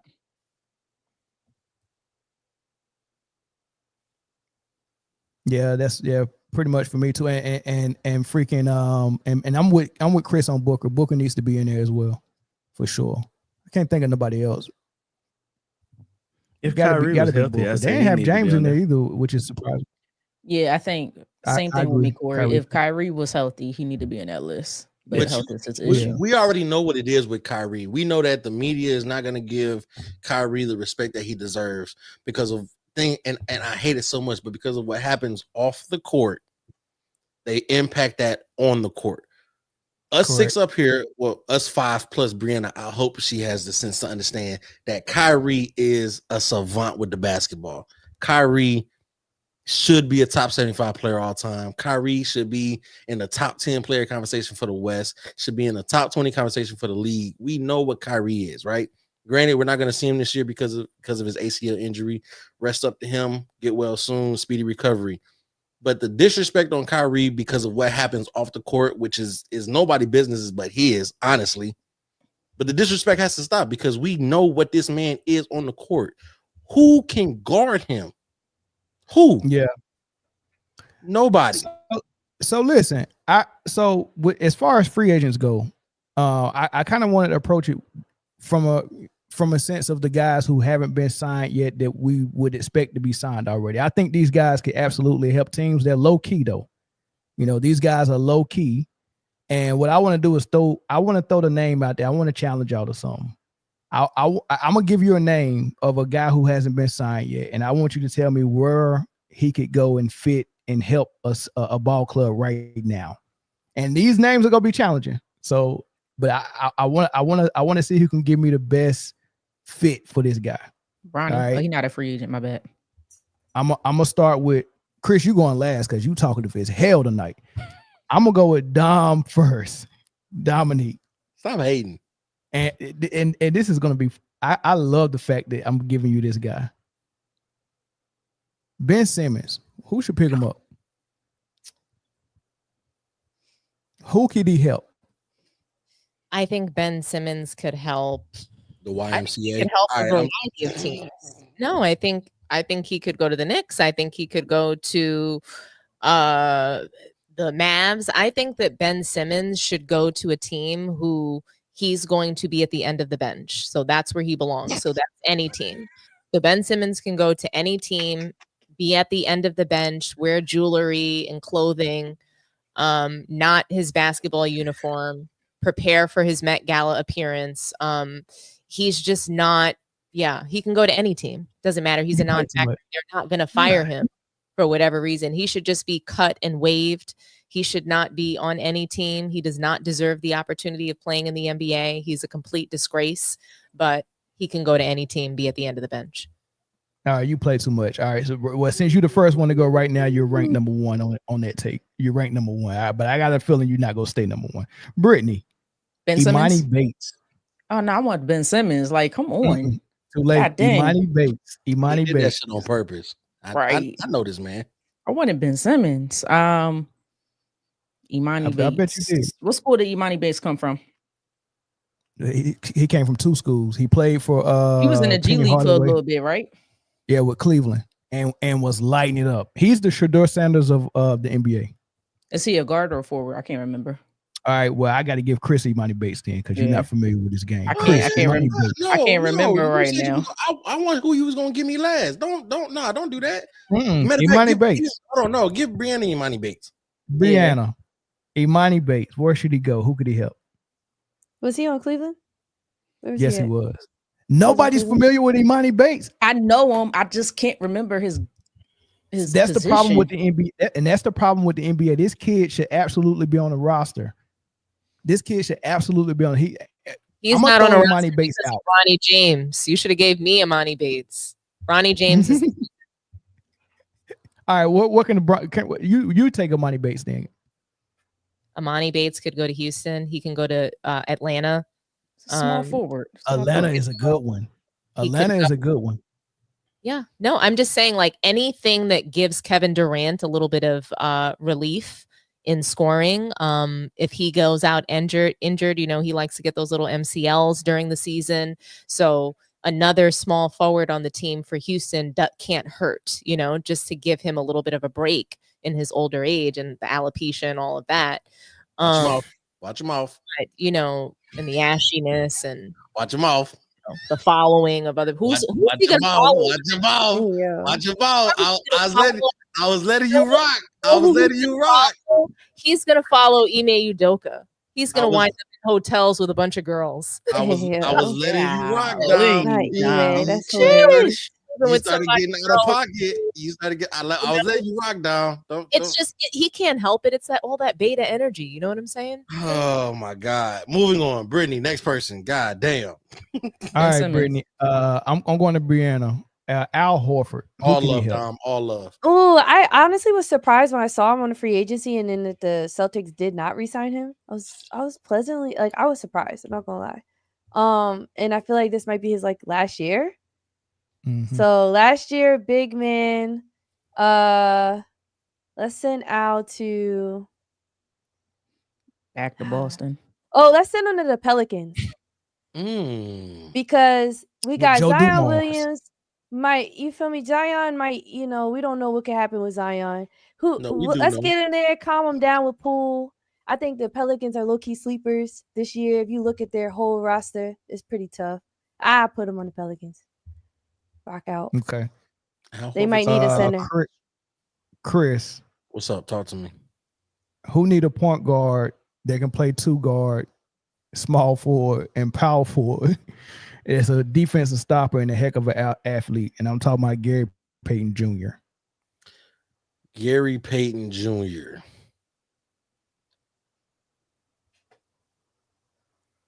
Should be easy, Chris.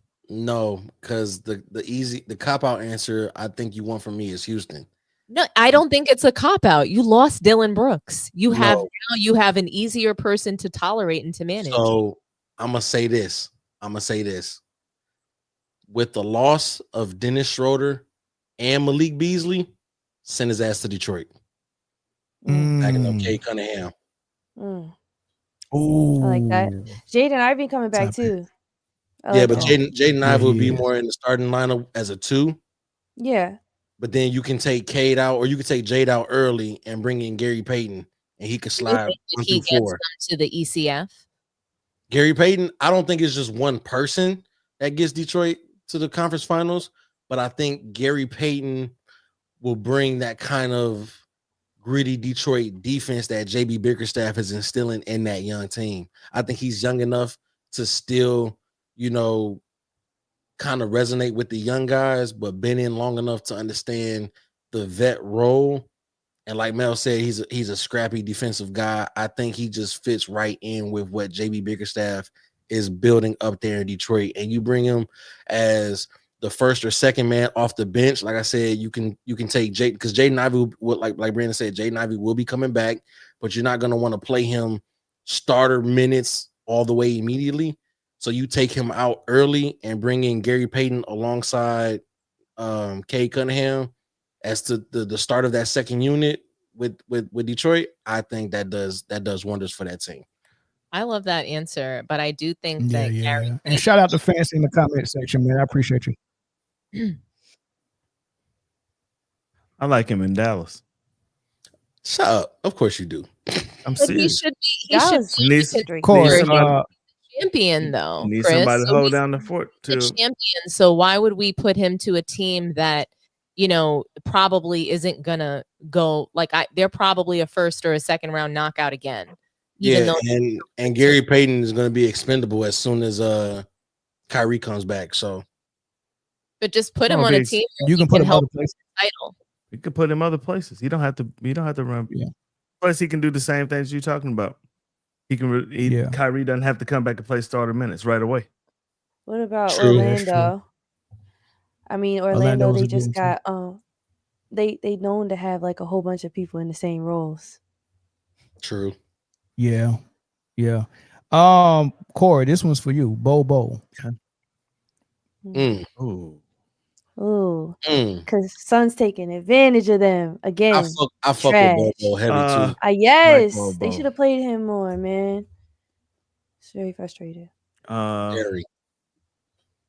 And you can't say Dallas. Fuck that. No, because Dallas got 2 big men. They don't need no more. Well, 1.5 big man. True. Put him in LA. Which one? Fair, Chris. Which LA? You get to That's pick not bad. The Detroit. Lakers. No, Gary Payton Jr. makes sense in Detroit. Bo does not make sense in Dallas. Okay, but you gotta He let said Corey LA. have his LA, pick. yeah. You get to pick. You right. Houston, You right. Party foul on me. My bad. That's not bad because you got Jackson Hey. Hayes. Who else? And then telling DeAndre. you. Who else is Put him- there? That's Put not him in bad. LA. Which LA? LA or The Lakers. LA. The Lakers? Okay. Yeah. Give him a big man. Or even put him in Atlanta because they just lost Clint. I like hold on, that better, Briana, because JJ Redick is probably going to have an excuse not to play him. It's very true. It's more of a 4 or 5 though. You know they're Very going true. to the centers. that Point, like Corey, right city, 4 or wrong 5. team. I think he'd be He really could go good to backing up to the Zubac. Clippers. To the Clippers. With the I think Clippers, he'd be really they already good got backing up Zubac. John. But they got John, Zubac. John Zubac who, been a Collins? center. Last John year, Collins? John Collins is on the Clippers now. John Collins would be in a Zubac held 4. it down. Zubac held it down last year being the only 5. So you gotta, I like that, but how would he play alongside James? I don't You know gonna hit him because with the pick and roll? I But mean, you just said it right there. Zubac held it down being the only 5. That's They not a winning did. formula. They need a backup Yeah. center. They need a backup center. true. I And don't. John Collins is not, unless you want to play small ball, which is not conducive to winning basketball, right? We're seeing the resurgence of the centers, Small right? ball with John? I But feel it's like also all with about Utah. though, because what we're seeing team like OKC, they got better in the offseason. They gained even more and they had depth, and that's what helped them win the title. And OKC was definitely running the dual big man situation. They for real. And look at the Pacers. It was their depth that got them as far as it did. that's not a bad choice. And actually, the Pacers would honestly be a good landing spot with the loss of Miles Turner as well. That's not a bad choice at all. What about the I would- Spurs? Back them up. No. Spurs could add anything, and that's actually really good, Britne, because think about it. Bobo's not a starter anymore. At least the league don't see him that way. No, he's not going to be the starting 5 for sure. The Spurs don't really have. They can use some depth in the starting 5 role. I mean, in the 5 role, because Wembanyama is not. He's not a big man. He's not a real center. Yeah. Well, I last year, have a little pushback about that as far as him not being a real center, because defensively he does hold it down like a center. He was second in defensive player of the year voting. So just like we always say, Chris, that defense is part of the game and it's not just about offense. Offense is about the game too, and he does not offensively play like a center.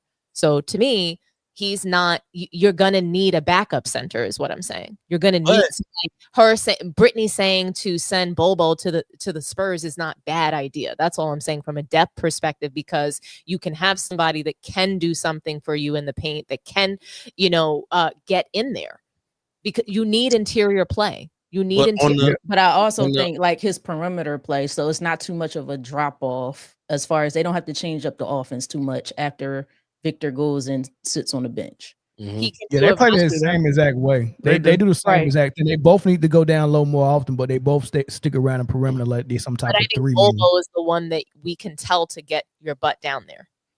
We're not going to be able to tell Briana to do that. I think they'll be able to tell Bobo to do that. Hey, if you're going to come to the team, this is going to be your role. This is what we're going to need you to do. But Bobo also has a little bit of Bobo's body is more is less durable than Wemby's. So Wemby he has the type of frame that he could put some muscle on. Bobo, he got his dad's frame. There's nothing he can do. He's never going to get that. Bobo looked like he's going to break, but so does Wembanyama, and he already had some weird blood illness or something, or heart something happened last season. Does anybody remember? Blood clot in the shoulder. I don't think that's necessarily conducive to just his body frame, because LaMarcus Aldridge also had a blood clot, and LaMarcus Aldridge's pause was a thicker center as well. So it's not really to say that that's like. Well, he had a blood clot in his heart. Does Wemby have issues with his feet? Because they always talking about how he had to do certain exercises with his feet. He landed. Bobo has issues with his feet. Bobo broke his foot in college, and he's had some issues with injuries while he's been in the league. But look, I want to get off Bobo because I want to ask y'all the last thing about the NBA before we move to Kevin Durant. And that is Jonathan Kuminga and the situation he got going on in Oh my Golden God. State. Man, free that The man. amount of Free Jonathan man, Kuminga, man. hey, free that man. Free that man till it's backwards. Yeah, absolutely. It's so So funny how everyone says that Golden State Warriors is such a great organization. Right. I just think any of these organizations at will can treat players just like this. Any one of them. absolutely. Absolutely. And- So and- right now they can't come into an agreement on the contract. They're both playing hardball, and Golden State, their perspective is number one, we're not gonna use you like that anyway. And whatever someone signs you for, we've already cheapened you by not playing you, so you're not getting what you think you're worth out on the open market. And then whatever they give you, we can match it, right? And then once we match it, you got to come back, and we're going to end up trading you at the deadline anyway. We're not letting you go without getting something for you. So they're playing a dirty game. And my question is, do you think Kuminga could be like one of these dudes? I'm not saying to this level, but we seen T-Mac play behind Vince Carter in Toronto, and we not know that he could actually go the way he could go. And he showed and proved himself in Orlando. Same thing with Harden and OKC. And more recently, Jalen Brunson with Dallas going to New York. Do y'all think Jonathan Kuminga got that type of ability to where he can go to a team and be a number one or a number two at least and be very productive?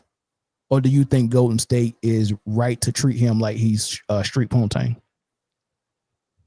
I mean, I think it's a mix of in between. I don't think that Kuminga is a number one. I think he has the potential to be a fringe number two.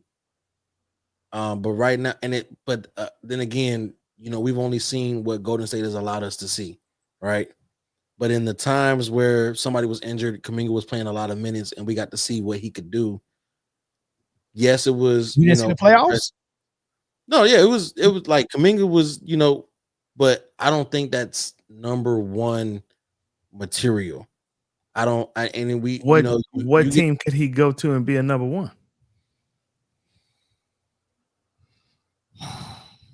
Portland. Right now, if he goes to Memphis right now, he's helping Sacramento. Jonathan out a lot. Sacramento. He could be a number one in Sacramento. That's cool. Right alongside Zach LaVine, DeMar. They need another guy like that. Zach and DeMar are both on the downslope, the downside, right? They're coming out of their prime, right? Zach LaVine? For sure. Oh, no, I think he got a little left in him. I'm being biased though. You might have a downside of the prime doesn't mean they don't have anything left in the tank. It's just they're coming down the other side of that mountain, right? But I think you send John, and then honestly, they all three of them play the same position. To be honest with you, so somebody's gonna have to take a back seat. But I think if you were to let Jonathan Kuminga let the offense run through him in Sacramento, I think you could see him be a successful one there. But that's just because Sacramento is also now dumpster juice. I think the Warriors shot themselves in the foot not investing into their future. And Kuminga could have been a part of that. Agreed. And so now I'm concerned for them. I mean, yeah. Kuminga's still 22, so he still has. I think he's a little bit older than that. He's been in for a minute. Not a minute, but he like 22. He like 22. You want to bet on that? Sure. Let's bet. All right, bet. How old is he? I'm looking it up. I can't type right now. I'm kind of fucked up. All right. In the meantime, so what he plays at what? I would like to see him with my Sixers and develop with. That's not bad. And develop with. Thank you. I take my $5. Text me your cash app. And develop with Maxey and VJ Edgecombe and those guys. I would love to see him because I like his game. He could play defense. He could score, and he gives all out effort. And I think that's a team he can really do something with. Like Paul George, he's not going to be playing that much. So it's just like push him to the side. And B, we don't know what's going to happen with him. Sounds like he's not going to be playing that much. So it's really time for the young guys to come up. I think he will be perfect for the Sixers. I like that. Oh, you're such a homer. Shut up. No, it's not. I'm serious. Like they need another perimeter wing two-way type of player, and I think he would fit You got that Paul mold. George? Hmm? You got Paul Podcast George? P? You don't want Podcast P no more? He's not even playing. He hurt. He got hurt before the season even started. Yo. Hey, K's. It's not pink. Matter of fact, hey, if y'all want me to tell y'all what the drink is, man, drop ones in the chat. I'll let y'all know what the drink is. It's not pink Chris Moscato. Chris really think he be putting some drinks together. I'm like, Hey, dude, if there's y'all no want to reason know, for you if y'all to want to do know, I'm four down. Oh, the coast is still on it. I'm four down. If y'all want to know what the drink is, put ones in the chat, man. And it's not pink Moscato. Okay. And whoever keeps calling from this Maryland number when we don't have the phone lines open, you've called 6 times and I sent you the voicemail 6 times. Please read the room, sir, or ma'am, whoever it is calling. So Shout out to Maryland though. I don't know what the Warriors is Kuminga a restricted free agent or no? I think restricted. Is he restricted? Yeah. So what are they asking for? So Kuminga I think he's asking denying. for. I think he's asking for something close to $30 million a year, and Golden State want to give him, I think, $20 million a year. Yeah. They like $10 million off. So they the richest in the league too. Kuminga has been declining. Kuminga and his side have consistently been declining. It's either a 43 or 45 million over 2 years. For 2 years. Right. So they that's trying to he's get him been about declining. 21. They trying to get him about 20 to 21 a year. But the money ain't even the biggest issue. The issue with the contract that Golden State was offering him was that they was giving him a team option for the second year. Basically, what they was doing was telling them, yeah, we about to sign you and we about to trade you. That's too much. That's basically what they're telling them. Yeah. That's too much. Corey, I know what you laughing at, Corey. That's don't put that up there. That's too much. Do not put that up there. I feel like for the Warriors, he did a super chat. Don't put that you up gotta there. read it. No, You gotta read it. No, Mel, no. don't do that. No, did I Don't miss put it up there. something? Don't put No. that. It's up a super there. chat. You gonna give him the $2 back? no. That's Yes. inappropriate as hell. Don't do that. No, do All not right. do that. Don't do that. Sir, LS, that's not a compliment, brother, but we If you appreciate you admiring. rephrase it to a more respectful manner. Yeah, he's admiring you, Briana. That's all. Yeah, I gotta look at the chats. yeah. Nah, don't look at it. Don't look at it. He is, but Come on, Jonathan, nah. Golden State is handled well. Okay, so we know what Golden State is because they mishandled this. Golden State is being ran by Draymond Green. I'm just 100%. Yeah. No, he Golden got State that is- clout though. Like he be No, getting no, like no. a lot No, of it now. He got that clout in the league. Ever I don't know. since he signed with Clutch has been running the show, honestly. And they've been Yeah. doing it by puppeteering through Draymond Green. But we've seen it when Draymond Green punched a teammate, then the teammate gets sent out. Right? So we know what this is. And I feel like for some reason Draymond thinks that he could be a number one here. He could be a number one anywhere, right? Any threat to that has to be eliminated. So knowing that, Jonathan Kuminga, if the game was allowed to run through him, then Draymond Green would have to take yet another back seat because Draymond Green has never been anything more than a third option. Steph has always been the one. When Clay was there, Clay was the 2, right? When KD was there, KD was the 1A, 1B. Clay was the 2. Draymond was still the 3, right? Yeah. When Iggy was there, Iggy was a higher selection of option before. So and now Jimmy there.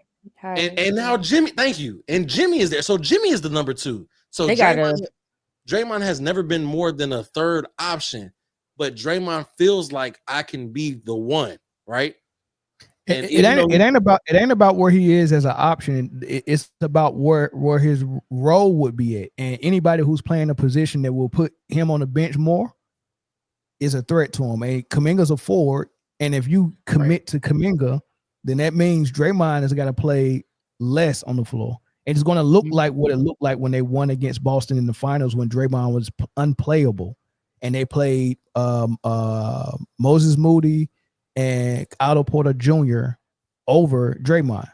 And that's what helped them beat Boston. Draymond was unplayable in that series. Unplayable. So if Golden State was really trying to win, they would understand they have to invest less in Draymond, and he wouldn't have got a max contract. He would have got a lot less, and they would have gave it to the future, like Briana said. They would have went to Kuminga, but they paid Butler and Draymond the money that they should have paid Poole and Kuminga. Mm-hmm. I think they're playing with Kuminga. They just need to let Kuminga go. They do. I see talent. I see talent. I see talent and potential in Kuminga, and he needs to go to a team where he could get that shine. Shit, yes, he's only 22. Right, and it's not going to be in Golden State. I'm gonna keep it. Hold on, Chris, and Britne. Think about this. He's only 22. Right. We've seen both Thompson twins, Amin and Asura, both come in and with no jump shot, be able to be effective because they got big bodies and they can get to the hole and they play defense. The jump shot is going to come, but they're playing. Their team is moving forward with the future, and they're playing them and letting them make mistakes and learn on the fly. Steve Kerr won't let Kuminga learn on the fly. If he makes a mistake, he's coming out. Right, because they want to play vets like Draymond and Butler. I get it, but dang, let that dude go. He's like, if you're not gonna let him get on the court and play through his weaknesses and you just not investing in him at all. I hate how Steve Kerr does that, man. I hate how he looks at his philosophy. I hate what he did to Tatum in the Olympics. I mean, I just don't understand Steve Kerr sometimes, man. I don't. Mel, you gonna F with me after this one. Send his ass to Charlotte. Nigga, that's not my team. Why would I be No. I'm not saying that as you that's saying that that's your team. I'm saying that like, first off, we know that that ain't doing nothing for me. How's that gonna help me? Man, listen. I'm tired of y'all trying to tell me I'm a No, fan of it's not about you being a Charlotte fan, which we know you are, but you don't want to admit it. It's not about that. It's the fact that Charlotte needs something to hold LaMelo there, right? Yeah. You add Jonathan Kuminga to that offense, and you let Jonathan Kuminga be a starter. You got they too crowded at the four. No, they got Bridges and Brandon Miller. Right, that's not going crowd. But I think even if starting lineup right here, LaMelo, Brandon Miller, Jonathan Kuminga, Miles Bridges, and they still got Robert Williams. Robert Williams at center. Whoever they traded said off Kuminga's agent wouldn't like that. Right. But that is a tall, lanky team that can defend and can score at every position. Why wouldn't that not be an incredible starting five situation? Nah, they just got Colin Sexton. I think Colin Sexton's there too. They did get Colin Sexton. Yeah, that's kind of like the same thing as Kuminga almost. Let me address this comment from Donald Simmons. He said Kerr held him accountable for not working on his game, period. Kerr told him what to work on, and he didn't. That's not true.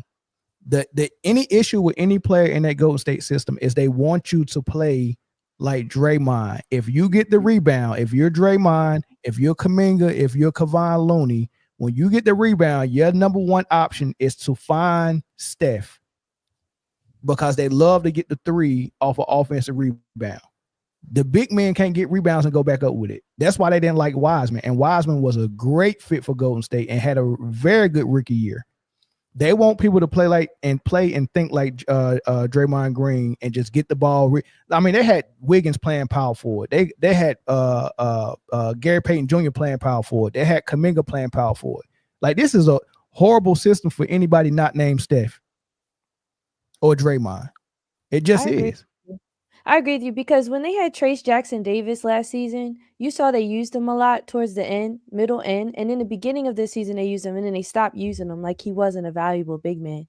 And it was because they were trying to still hold on to the system that they have. You're right. It didn't work. Doesn't work for these players. They're not 3-point shooters.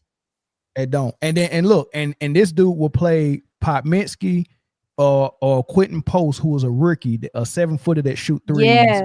Yeah. He was playing them over Kuminga? Yes, you're right. Steve Kerr also didn't like Kuminga. So and Yeah, it's there's it's rooted in how how he wanted to play. Obviously, I agree with you 1,000,000%, Mel. Wiseman was a great fit for the Warriors, but Steve Kerr and the coaching staff, and I'm just going to say the organization in general, has fumbled their big men in the last, I think, I want to say 6 seasons or so. They have not played big men properly on their team since they won the titles with Kevin Durant. And I don't even think actually before that, when they put Iguodala on LeBron. They don't utilize their big men. Well, speaking of Kevin, let's move. Speaking of Kevin Durant, and I'm glad you brought him in. And shoot, Kevin Durant, I don't know if y'all are aware of this, but Kevin Durant is about to, let's see who he's about to pass. Kevin Durant is about to pass Wilt. Ooh, Wilt. So when the season starts, I think Kevin Durant, how many points a season he scoring? About 2,000? He's probably scoring a little bit over 2,000 a season, right? Somebody looked it up. I think he's scoring about 25, maybe just above 2,000, maybe close to 25,000. I mean 2,500. But if that's the case, what are you looking at? How many points he scored a season? Like 24, 25? Okay, No. so let's say 24. So if he scored 2,400 again this season, he's going to pass Wilt and Dirk, and possibly pass Michael Jordan to being at number 5. Right, that's very possible for Kevin Durant. Right. Then if he play another season, he's going to pass Kobe for sure. So he's going to be in the top 4. And if he played as long as LeBron played, he probably could pass Karl Malone and Kareem. Right. So that's interesting. And I want to ask y'all, what would it look like for Kevin Durant, and what does it mean for his legacy if by the time he retires, he's number 2 in scoring all time? It means he's the GOAT, Mel, because if he didn't take 2 or 3 seasons off, he would have surpassed LeBron James. So he must be the GOAT. Who's the GOAT today? Well, I mean, if he ends up second all time, you can thank LeBron for it not meaning shit. Second all time is cool, but at this point, it's just gonna be a longevity game, and then the next person's gonna come and be like, "Well, I can do this if I play 25 years," and then that person's gonna beat the record, and then it's gonna be like, "Oh, I can do this if I play 27 years," and this is gonna be a never ending. So I think, I have a question for you, Chris. I don't mean to interrupt you, but do you think that LeBron's stats are impressive without longevity? And do you think that Kevin Durant's stats are impressive without longevity? If you can answer that for both of them. I'm gonna get a lot of hate in the comments for this. I'm gonna get a lot of hate. I don't think LeBron's stats are impressive because of longevity. Granted, LeBron has played. No. You're answering. You misunderstand. So, do you think that LeBron's stats are impressive without longevity? Do you think that his stats would be like just his stat resume? Do you think it would be just as impressive without a 20-year career? And same question for Kevin Durant. Would you mean his all-time stats? So basically what I'm saying is that LeBron James stats are not impressive without longevity. And so I'm asking if Chris feels that way. Like, are his stats? No, and I was going to get into that. Season to season, you know what I mean? I was going to get into that. And that's why I said I'm going to get a lot of hate in the comments. But for me, because we see what LeBron's game is predicated off of. It's a lot of bum rush ball. It's a lot of drive and bull rush to the hoop. And you did that for 23 years. Whereas we know KD to be arguably one of the greatest scorers to ever play the game. He got his traditionally, genuinely. We watched it. He doesn't have a defect at the free throw line. He is a true 3-level scorer. And he's, about to pass Wilt in only his 17th season. You get what I'm saying? So and 23 seasons of bum rush ball versus 17 seasons of 3-level scorer. I'm gonna take the 3-level scorer every time. And it's not having to do with anything because I like Kevin Durant. It's just a simple fact that we know what LeBron's game is and we know what Kevin Durant's game is. And you can ask any media circle and any pundit, any podcaster, any sportscaster, whatever. The conversation is always Kevin Durant, arguably one of the greatest scorers, definitely top 5 in all-time NBA history. But people said that LeBron James was the GOAT because he passed Kareem in scoring. So is Kevin Durant effectively the GOAT because he would have passed LeBron James had he not had the Achilles, had he not had, injuries that in his career that took him out for multiple seasons? If we run by that logic, sure, but no, you got to do it. You got to actually do it. No, for sure, and that logic only works for the person. I mean, for it to count, you got to actually do it, and how you did it is what makes it impressive or not impressive, right? You get what I'm saying? So, getting 42,000 points in a career, and like you're still here, and it ain't like you playing for championships no more. You're playing for stats. That waters all of that down. Like you're actually playing for these stats. I'm not impressed by it. Like you're supposed to be retired. You get what I'm saying? So this is not telling me that you want our best scores or our top 3 scores or top 5 scores. What it's telling me is that you were able to keep your body in great shape for a long time. That's what it tells me for LeBron. Millions of dollars. Multiple media outlets have said that LeBron's overall brilliance, his longevity, and his statistical dominance is what make him the GOAT. And I'm just arguing that statistical dominance and longevity are the same for LeBron. Those two things should not be counted differently. It's the same thing. He only has statistical dominance in longevity. He does not dominate season. He's never dominated season. Yeah, it's a longevity stat for him. But back to the Kevin Durant piece of it though. Somebody tell me, what does it mean for him? I mean, if you look at his up this season right now, I think not only you seen Kevin Durant, he obviously wants to win championships. He's left a team where he got all the individual accolades in the world, like OKC, and he made his way over to Golden State. And he's obviously, to me, chasing chips. So I feel like this individual accolade will probably add to leverage on a conversation about whether or not he's great or not. But I think him playing on this Rockets team is going to open the door for him to hit that, and then also maybe get that GOAT conversation when he gets this chip, because I think this Rocket team is going to make that possible for him. And he's going to hit number 2 on this Rocket team. Yeah, I think if he stay healthy and play 5 more, and look, listen, Britne, do you think this the reason why LeBron won't retire? Because he looked at the list and said, "Shoot, if I retire now, Kevin Durant is going to end up getting number 1." Nah, I think LeBron. I think he's still somehow trying to chase Kobe and MJ. I don't think he'll get there though. I think his sole focus is trying to get above Kobe and MJ. Whatever, I don't know. But no, I like that. I do agree with you on the Rockets. I think that can increase his like, because that's such a young team, and for him to help lead that team to a ring, to me, that's next level. I think as far as the scoring title, to me, KD is one of the most talented players that we ever seen. And I think, to me, that cemented his legacy in the game. And on top of that, he has the rings, right? He has 2 of them. Does he want more? Absolutely. Will he get more? We don't know. So if he gets another one, that will increase it. But I think getting a scoring title or top 5, it'll help. But I don't think that it'll give us the full picture on how great of a player that he really was. To me, you have to watch him. I don't put so much emphasis in stats. Like, stats irritate me.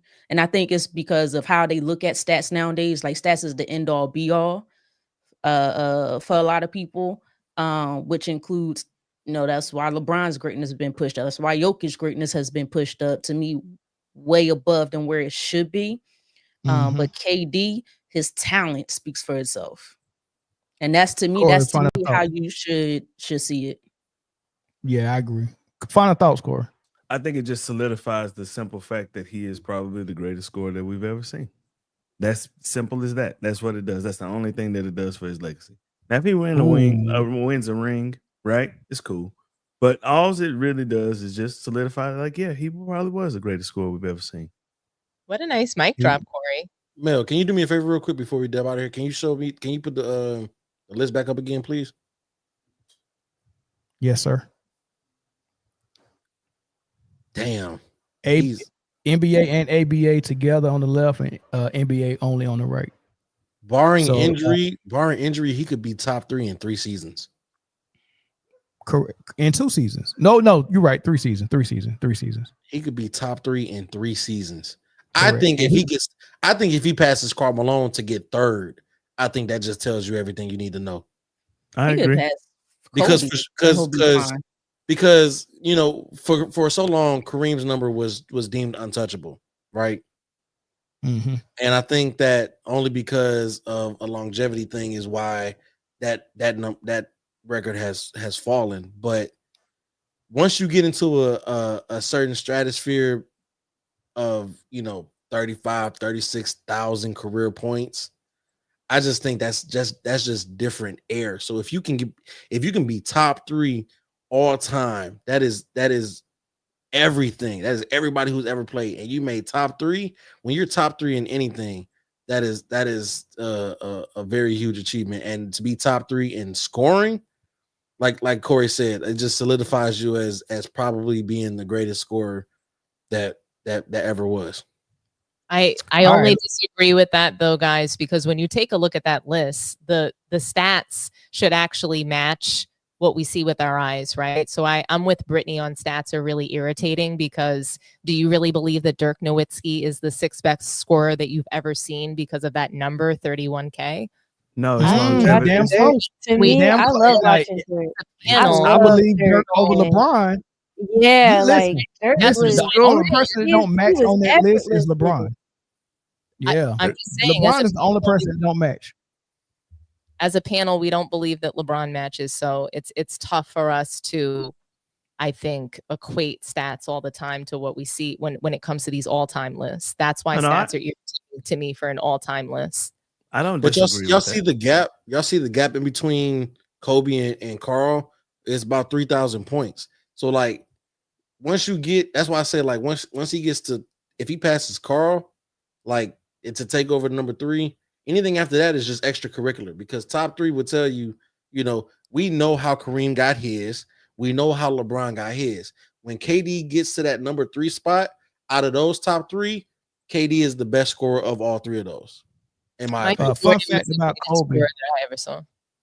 Yeah, fun fact about Kobe. I think he only really cared about passing Mike, because once he passed Mike, he shut it down after that, retired. Yeah. You know what I mean? Like he didn't care about getting top 3 and getting Karl, or he didn't care about the number 1 spot getting Kareem. He just wanted to pass Mike, right? Which also the reason why he wore number 24, because that was 1 up from Mike. Mike was his Mike. He seen Mike as the pantheon and as the top dog. Everything was geared toward Mike. You know what I mean? So that was Kobe. Now, also you got to look at the fact his first 3 years he didn't get the minutes because of Dale Harris, and he can get like Jordan and Kobe, they can get 3,000 points in the season, right? So that 3,000 that separates him and Karl Malone is the season he missed for the Achilles and the 2 seasons that he sat on the bench because of Dale Harris. That's 3 seasons of points that he wasn't able to get. So true. I think that's fascinating. Very fascinating. All right, so we're gonna move to the last topic, y'all. Sorry for keeping y'all so long. We're going to WNBA real quick. And before we get to what Candace Parker said, I know there's a lot been going on with Dildo Gate, and they got somebody arrested for it and all that good stuff. And it's a good thing they got him though, Chris, because his next trick that he was going to do at the next game, they caught it. You know, he was trying to get a dildo in. He had just got it in the mail. Damn. And Lee. They got him just in time, man. They got him just in time, man. So they got a suspect and all that good stuff, man. So we shouldn't be seeing no more lime green. They call them greeny winnies. We shouldn't see no more greeny winnies on the thing. But in all seriousness, y'all, Candace Parker has a podcast with Aaliyah Boston, And I like how she checked her because Aaliyah Boston was trying to casually just, think the All-Star game was just a cakewalk. And Candace Parker had to let her know, man, y'all wasted a whole bunch of freaking opportunity, man. This what she said about to her. So I think it was one of the best All-Star games I won't say All-Star games because the game, I'm going to be honest with you, Leah, it was awful. But what do you mean? The actual game? Are you kidding me? What you mean? What do I mean? The vibes were high. Leah, y'all, and hey, listen, I'm going to tell you, you don't have to say anything. So I'm going to preface, I'm going to be your vet. Don't say anything. But y'all cannot come out there with those shirts of pay us what you owe us. Or pay us what you owe us. And then do that in the All-Star game. Here's the thing, though. Here's the opportunity. No, here's the thing. No. Here's the thing. I'm gonna let you finish, and then I'm gonna come back. We come out every single night, and we show why we deserve the money we deserve. An All-Star game where when we have another game in 2 days, I think that is okay to just go out there and hoop and have some fun. Because on Tuesday, we were back at it and we were playing and we were showing once again why we deserve to get paid. Like, I don't understand. I don't understand. It wasn't the fact that you're doing something to prove why you have to be paid. I think it was just an opportunity to me on one of the biggest stages with those shirts being worn. Everyone always talks about how the NBA does not play in All-Star games. But guess what? They come down, they do windmills. They do stuff like that, right? Women, I understand that it is challenging. You all were added 4 to 5 games more this season without compensation, which is unfair. But I think on one of the biggest stages with people tuned in an all-star setting that was invested in more than any other all-star game previously, without Caitlin Clark, right? She was not playing. I think it was an opportunity to really go out there, and it was an added opportunity. It's not going to subtract anything, but I think the narrative on Monday would have been, well, how come the guys don't play an All-Star game?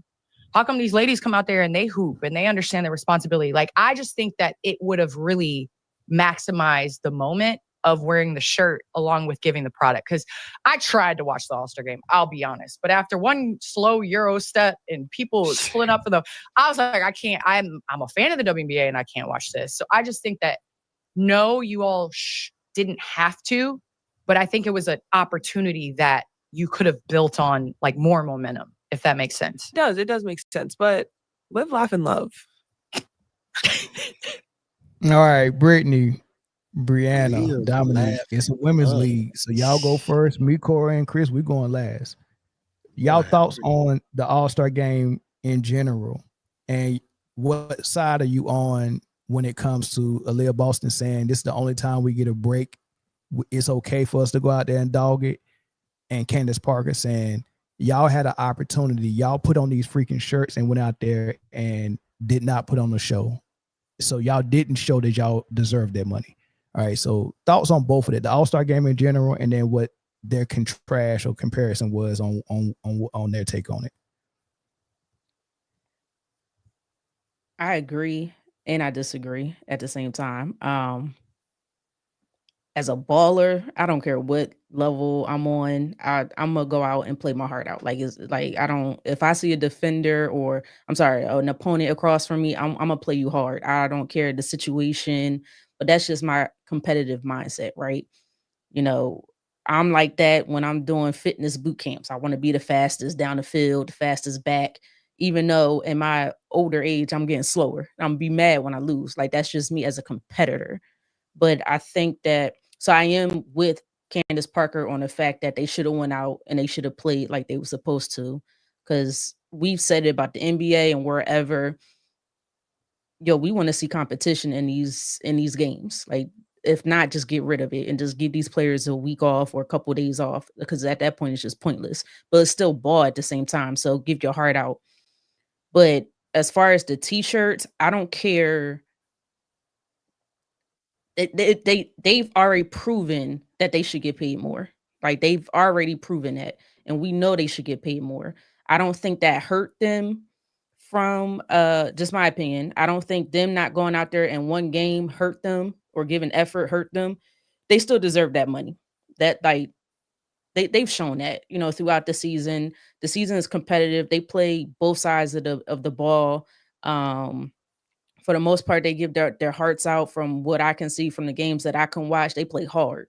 So I disagree with that. That shouldn't hurt them whatsoever, and they still deserve the money. But on the other side, you want ball up, like this, for real. You this thing, if Diana Taurasi was out there, Maya Moore and all them, and they deserve money back in those days, they not gonna let that. They gonna play hard. They gonna come out here and like, I want to win this game. So I don't know if they're gonna compete. I don't know if it's just a generation thing where as the younger generations are like, I don't feel like playing today. I'm not sure, but I'm used to, I want to go out and ball, but they still deserve that money regardless of the fact.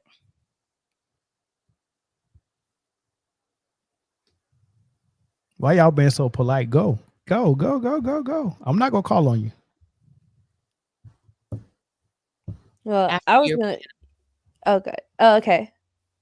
Well, I definitely feel what what Britne was saying. I think I'm more on Candace Parker's side for sure, and I think the most frustrating take that Aaliyah said was "live, laugh, love." That's what she said in response to Candace, and I almost wanted to like reach through the screen and shake her and say like, "What are you saying?" Because I think people forget, and I think even these ladies sometimes forget in the league that their organization is only 28 years old. It was created in 96. It started in 97. And 28 years in versus the NBA versus the Euro leagues that have been around for 50 plus years, generating a revenue that can pay their players. I'm not saying that these ladies don't like deserve more. They just added more games, 44 more games.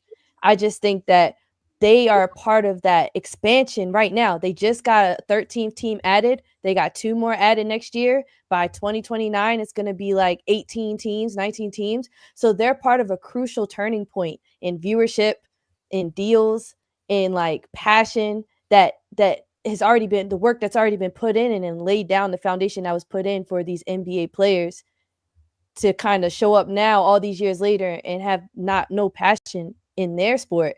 I think women could trailblaze and show that they don't have to follow in the NBA's footsteps to make more money. In fact, they should be focusing on basketball, keeping it on basketball. I understand like showing off the outfits and walking the red carpet and being a woman, like that all adds to, I guess, the experience of the WNBA. But if they take on that mindset of this is just an all-star game and we was just vibing, like it's still your job. You still got to show up. And I think one of the things Candace said was this was one of the first time they ever spent that much money on an all-star game. Hearing that in her voice to be where she was at in the level and she paved the way and made basketball fun to watch. She would have loved to play on that stage. And I think from her perspective, it probably was really frustrating to watch them just out there live, laugh, love, vibing. The messages are starting to contradict.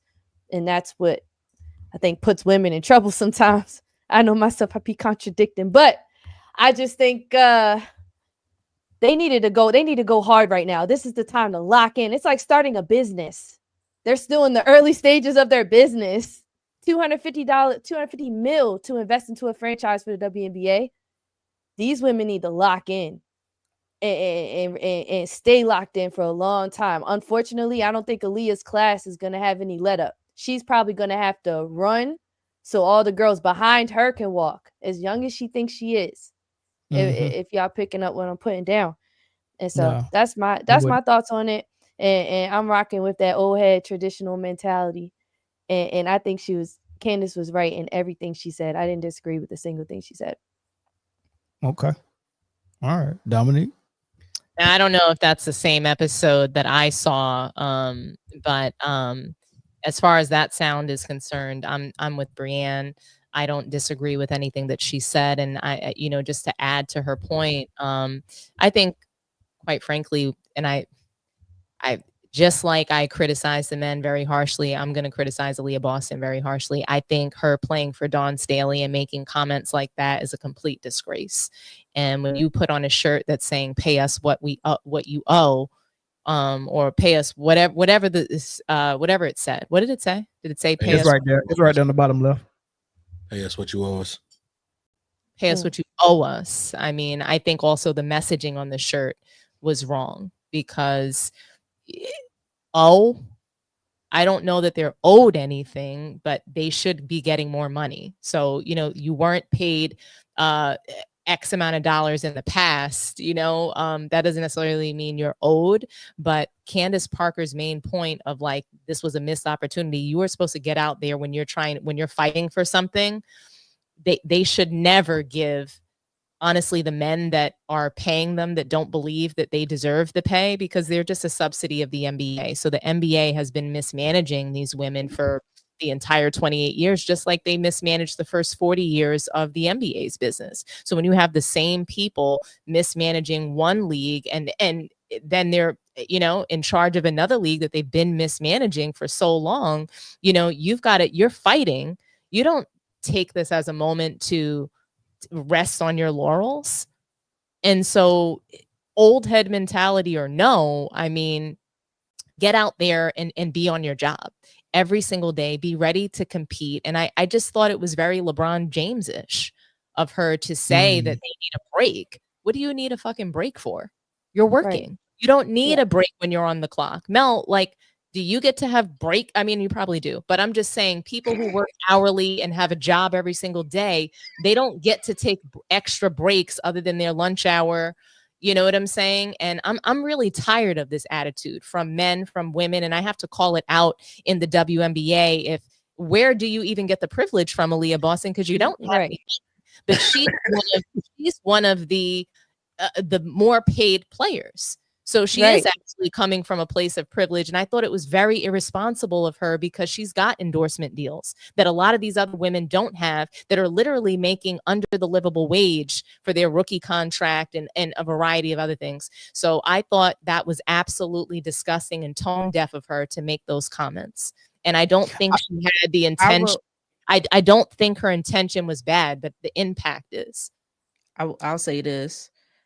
They played more competitive, unrivaled than that WNBA's All-Star game. Sure did. Mm-hmm. Yeah, sure it's did. a disgrace. You're out here asking for more money, and you're gonna sit there and say you don't need to play. Oh, we don't need to do this. We're gonna get out there on Tuesday. Well, what about today, tomorrow, yesterday?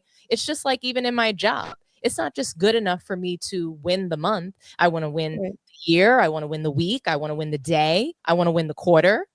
It's every day. It's about the leadership. Notice when Diana Taurasi was in the All-Star game last year, that wasn't a thought process. Nope. All-Star game last year was lit. This year they came out and said it was good last year. Yeah, this year they came out and put a daggone logo 3 that was worth 4 points. And I think they shot about 40 of them. I don't know why they kept shooting. I mean, they were hitting backboard. It was horrible. For Caitlin Clark, and she didn't even show up to help them. Thank you, Dom. I was just about to say that. She tried to coach. So check this out. She was drawing up plays. So y'all down by 30. It would have been cool because she kind of told the answer to the whole riddle or everything that we're talking about in her rebuttal to Candace Parker.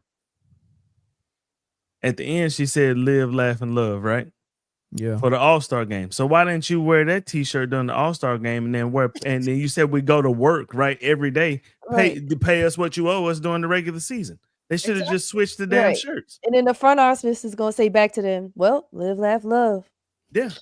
And yeah, Shedeur actually did look good tonight. He did look good. He looked great. Played 9 drives too. But so my thing about this, man, this is just business 101, right? Revenue dictates the cap room dictates the contracts, right? When you're playing with a deficit, true, Chris, the NBA lost money for 40 years though. So we can't use the revenue. They continue to make more money every single year. So but they got to the point where they were in the black though eventually, right? It took a minute. They weren't making $76,000 for like 20 years. They continued to make more money every year, Chris. but they were still They were still had losing to come money for back 40 years though, and continued to make more money. So that's like I'm sorry, I got to interrupt you on that revenue point. But it still makes sense because how Where's the parity? That's the point. That's why they're saying pay us what you owe, because there's things like inflation and there's costs of operating a business, and the WNBA is not paying the cost to operate the business, but they want to operate it. So That's okay, Dominique, hold on, but let me hold on. hold on, Corey. Hold on, Corey. Let me ask, and everybody on the panel can answer.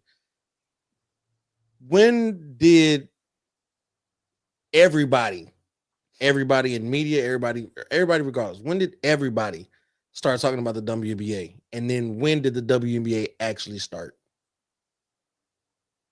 I mean, that's the kind of 97.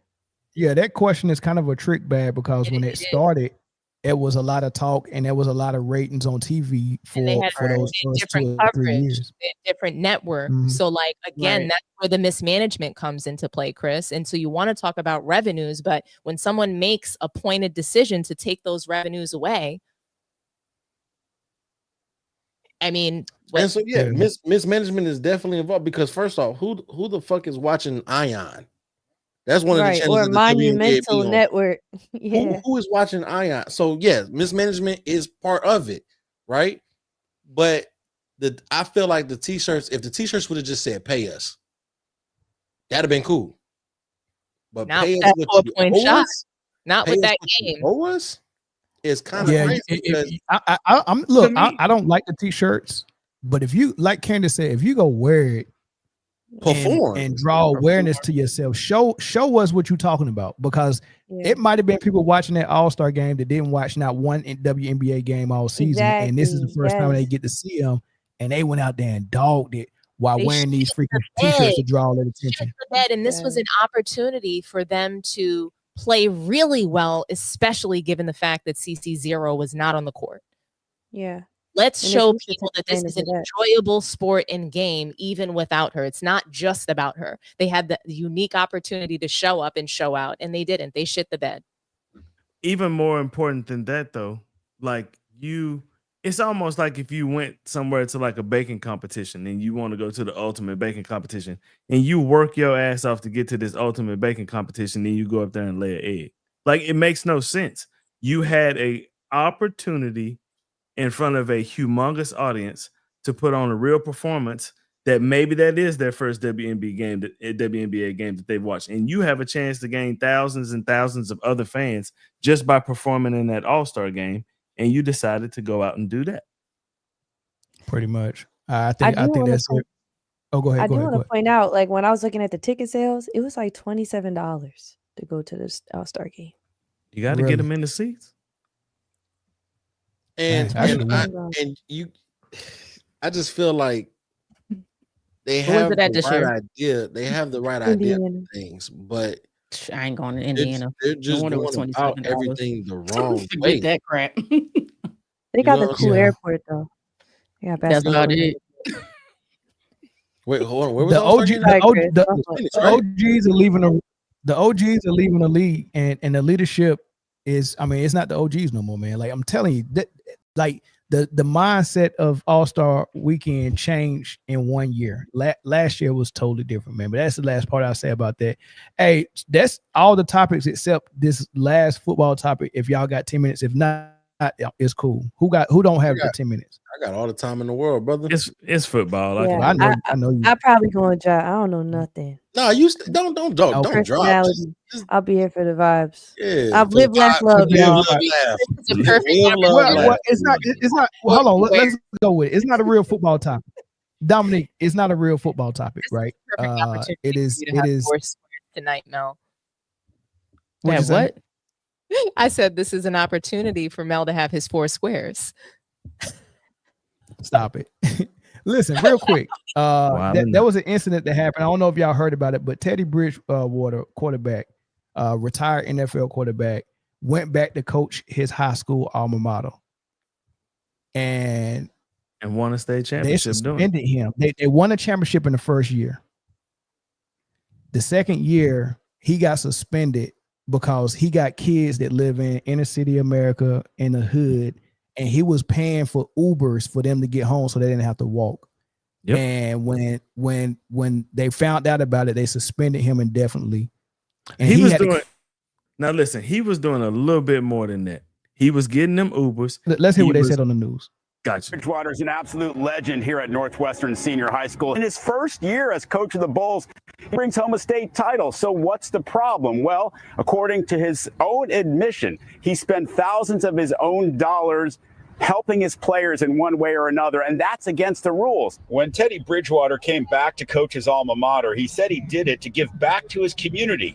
The joy that I get from just arriving here every day is it can't be matched. The school suspended Bridgewater because he had spent thousands of dollars, his own money, on Uber rides, meals, and other benefits for his players, all prohibited by the Florida High School Athletic Association. There's another issue at play, though. The fact that Bridgewater coached the team, but never went through the background check process, which is mandatory for everyone dealing with kids in the district. And he admits it, saying, I never signed a contract to become a coach or a head coach at Miami Northwestern. It's not about me coaching. It's not about the snakes in the building or any adult. It's simply about the kids. Honestly, I think everyone knows that I'm just a cheerful guy, a cheerful giver as well. And I'm a protector. I'm a father first before anything. And when I decided to coach, those players became my sons. And I want to make sure that I just protect them in the best way that I can. And, I think that's what came about. My Northwestern's in a tough neighborhood, and sometimes things can happen when kids are walking home and different things like that. So I just try to protect them, give them, a ride home instead of having to take those dangerous walks. But I just want people to continue to see me for the person that I've been, from the time I arrived in the NFL, from the time that I arrived at University of Louisville. Just a humble guy who has a big heart and a cheerful giver. Corey, is this unfair to Teddy Bridgewater? Hell yeah. Hell yeah. It's blatantly obvious. So obviously they've never seen anybody in the state of Texas play football. Coaches do that shit all the time. Every day. Listen, they'll move a kid from across the state to come and play. They'll buy a house for his parents to come and watch him play. I mean, for them to come play for their high school. Or have him with the coach. This dude was doing nothing but spending his own money to keep his players safe, to keep them fed, because he was also buying like food for not the vending machines, but the grant, like what I'm talking about, the vendors, like he bought nachos, hot dogs, all of that stuff, so the people at the game have an opportunity to get food. This dude was doing this out of his own pocket, right? And for some reason, because he came in and literally won a state championship, and probably one of the hardest states in the United States to win a state championship in high school football, he comes in to win his first year. He's got to be something, you know what I mean? And the fact that he was taking an inner city school and giving them, some luxuries that they're not afforded to every year. You understand what I'm saying? Then all of a sudden it's a problem, and that's crazy. And he told them, like, look, if this is an issue, right, I'll just step down, because for one, he was a volunteer coach. He didn't sign a contract with the school district, right? He was there just coaching the football team. That's all he's doing. And he's using his own money to afford his teammates some of the stuff that the other schools get. Like, what's wrong with that? Like, there is nothing wrong with that at all. And you have to show me in the rule book where it says a coach can't buy you a sandwich if you're hungry. That's some crazy shit. It's a lot of sandwiches, though. They say he spent thousands of dollars. You gotta buy. If you buy one, you gotta buy them all, right? Arby's. It must be Arby's. Yeah. Wow. Yeah, man. Dominque, are rules? I mean, should he have found another way to funnel that money? Because people use boosters and stuff like that for that. They shouldn't come directly from the coach. Was he just untactful about it? He wasn't tactful enough. Like, he directly giving them money for Ubers and lunch and what, hey, your mama look nice, man. Give her this $1,500. Man, I don't know. What was he doing? You know how that is in Florida. So he was spending the school funds. He's a millionaire. He's quarterback for over 10 years, so he's got millions. He went back to his old high school to coach and help that community. So here's the thing, right? And Nikki Barnes said this, a rule ain't a rule if it ain't a jewel, and right? But so is everyone being held accountable to that rule? So as long as the school was consistent in the suspension, then I'm fine with the decision. So if your policy is that you are not to give anyone anything over $25 in cash, that's most companies' policies. You were supposed to provide like maybe a gift card. So what he could have done is bought a bunch of Starbucks gift cards in the amount of $25 and passed it out. So he didn't follow the policy. And, you know, oftentimes people who are millionaires believe that they're above following the policy and or above the everyday inconveniences that everybody else has. And so that's where I lean towards, you know, as long as they were consistent in their policy and procedure, I have no issue. Likely they were not. Is the coach black? Yes. As hell. Yeah. So, you know, are there other millionaire coaches that were on the team doing these things? So that's what I would need to know. Were they consistent when other coaches gave money and things like that? How did those coaches disperse the money? What did the investigation look like? So that's okay. what So here we go. So Dom, this is the story in a nutshell. So yeah, but like I'm curious to know like all those kinds of facts though, because you know when you fire a black coach, there's all of those things to me at play: policy and procedure, consistency in decision making. It's not that deep though. It's really not. And the simple fact is that he coached an inner city school that they broke as hell. They don't have a booster club. Booster club feeds kids on Thursday nights before the game on Friday. Feed them a bunch of pasta and stuff, get them a bunch of carbs. These kids never had that. All he did was provided this for them. But it is that deep though, Corey. When you work for a school, when you work for any company or any institution, especially when you're talking about an institution that's government ran, there's policy and procedure. And if you don't follow it, no matter what your intention was, the intention doesn't always match the impact. So he could have intended to do a variety of things. And some kids might complain about favoritism if all the kids didn't get it. All the kids got it. Every single last one of them. At that school. So here's correct. So if there's policy and procedure so like in New York, for instance, we have PAL. That policy and procedure is going to apply to all the schools that are involved in the PAL. Okay, so if I don't have a booster club that can feed my kids, so then that means no school in Florida can have it, right? Because it's got to be equal, correct? No, you're supposed to feed your kids. So okay, these parents, these people at this school cannot afford that. We talking about some kids that live in the hood, which is true. All of that, just like there are programs and systems, Corey. So like if all I'm saying is if he did not follow those things and violated the policies, I don't have a problem with the decision making. Hold on. So Britne got a unique perspective, y'all. Britne she works in the school system. What was I supposed to say that? I'm sorry. Well, Britne got a unique perspective. Sure was not, but it's all right. Well, no, psych. You gotta that's a squeaky wheel. No, I'm like, I think his heart was in the right place, right? I really think his heart was in the right place. What I'm saying is not necessarily what he did wrong by he thought his generosity would do well in the community, and it really did, to be honest with you. But I'm also with Dom as well. There are certain policies and procedures that you have to abide by, especially when it comes to schools, right? And there's other urban schools in that same district, right? So your kids got it, but the other kids get it, and they communicate with one another. I'm with you, Corey, but there's always ways to get around to get around those policies and procedures. He just had to go through the right channels. You could do that. You could do that for your hold on. You could do that for your kids. Just go through the right channels. There's always ways to get through that. Like, all he needed to do is just create. So we're talking. So remember, he said it in his. But wait a minute, Corey. Hold on. He didn't even get a background check. That's number one. Get your background check. You're dealing with kids. Understood, right? And that's regardless of what you look like. So what we're talking about, Britne and Dominque, is we're talking about a school employee, correct? Like if you are a school employee, if you are hired by the school district, you have to follow these rules, right? Right. I didn't know. He was a volunteer coach. And that's volunteers still have to get background checks. You're dealing with kids. Kids are different. Understood. Kids are different. You still gotta follow, because if something happens, then who's responsible for that now? Okay, so let's say they go through the background check, right? Boom, he passes the background check because It's Teddy Bridgewater. We know It's who Teddy he is. Bridgewater. Yeah. It's Teddy Bridgewater, right? Here's my thing about this. You go to Texas, you go to Cali, you go to other schools in Florida. There are so many of these big schools that are non-private, because private school is different. You can be anywhere you can be anywhere you want, but you want to go to this school, you can pay to go there. That's cool. Public school, you have to be in a certain area to be allowed to be at that school. Depends on if it's public or charter. Yes.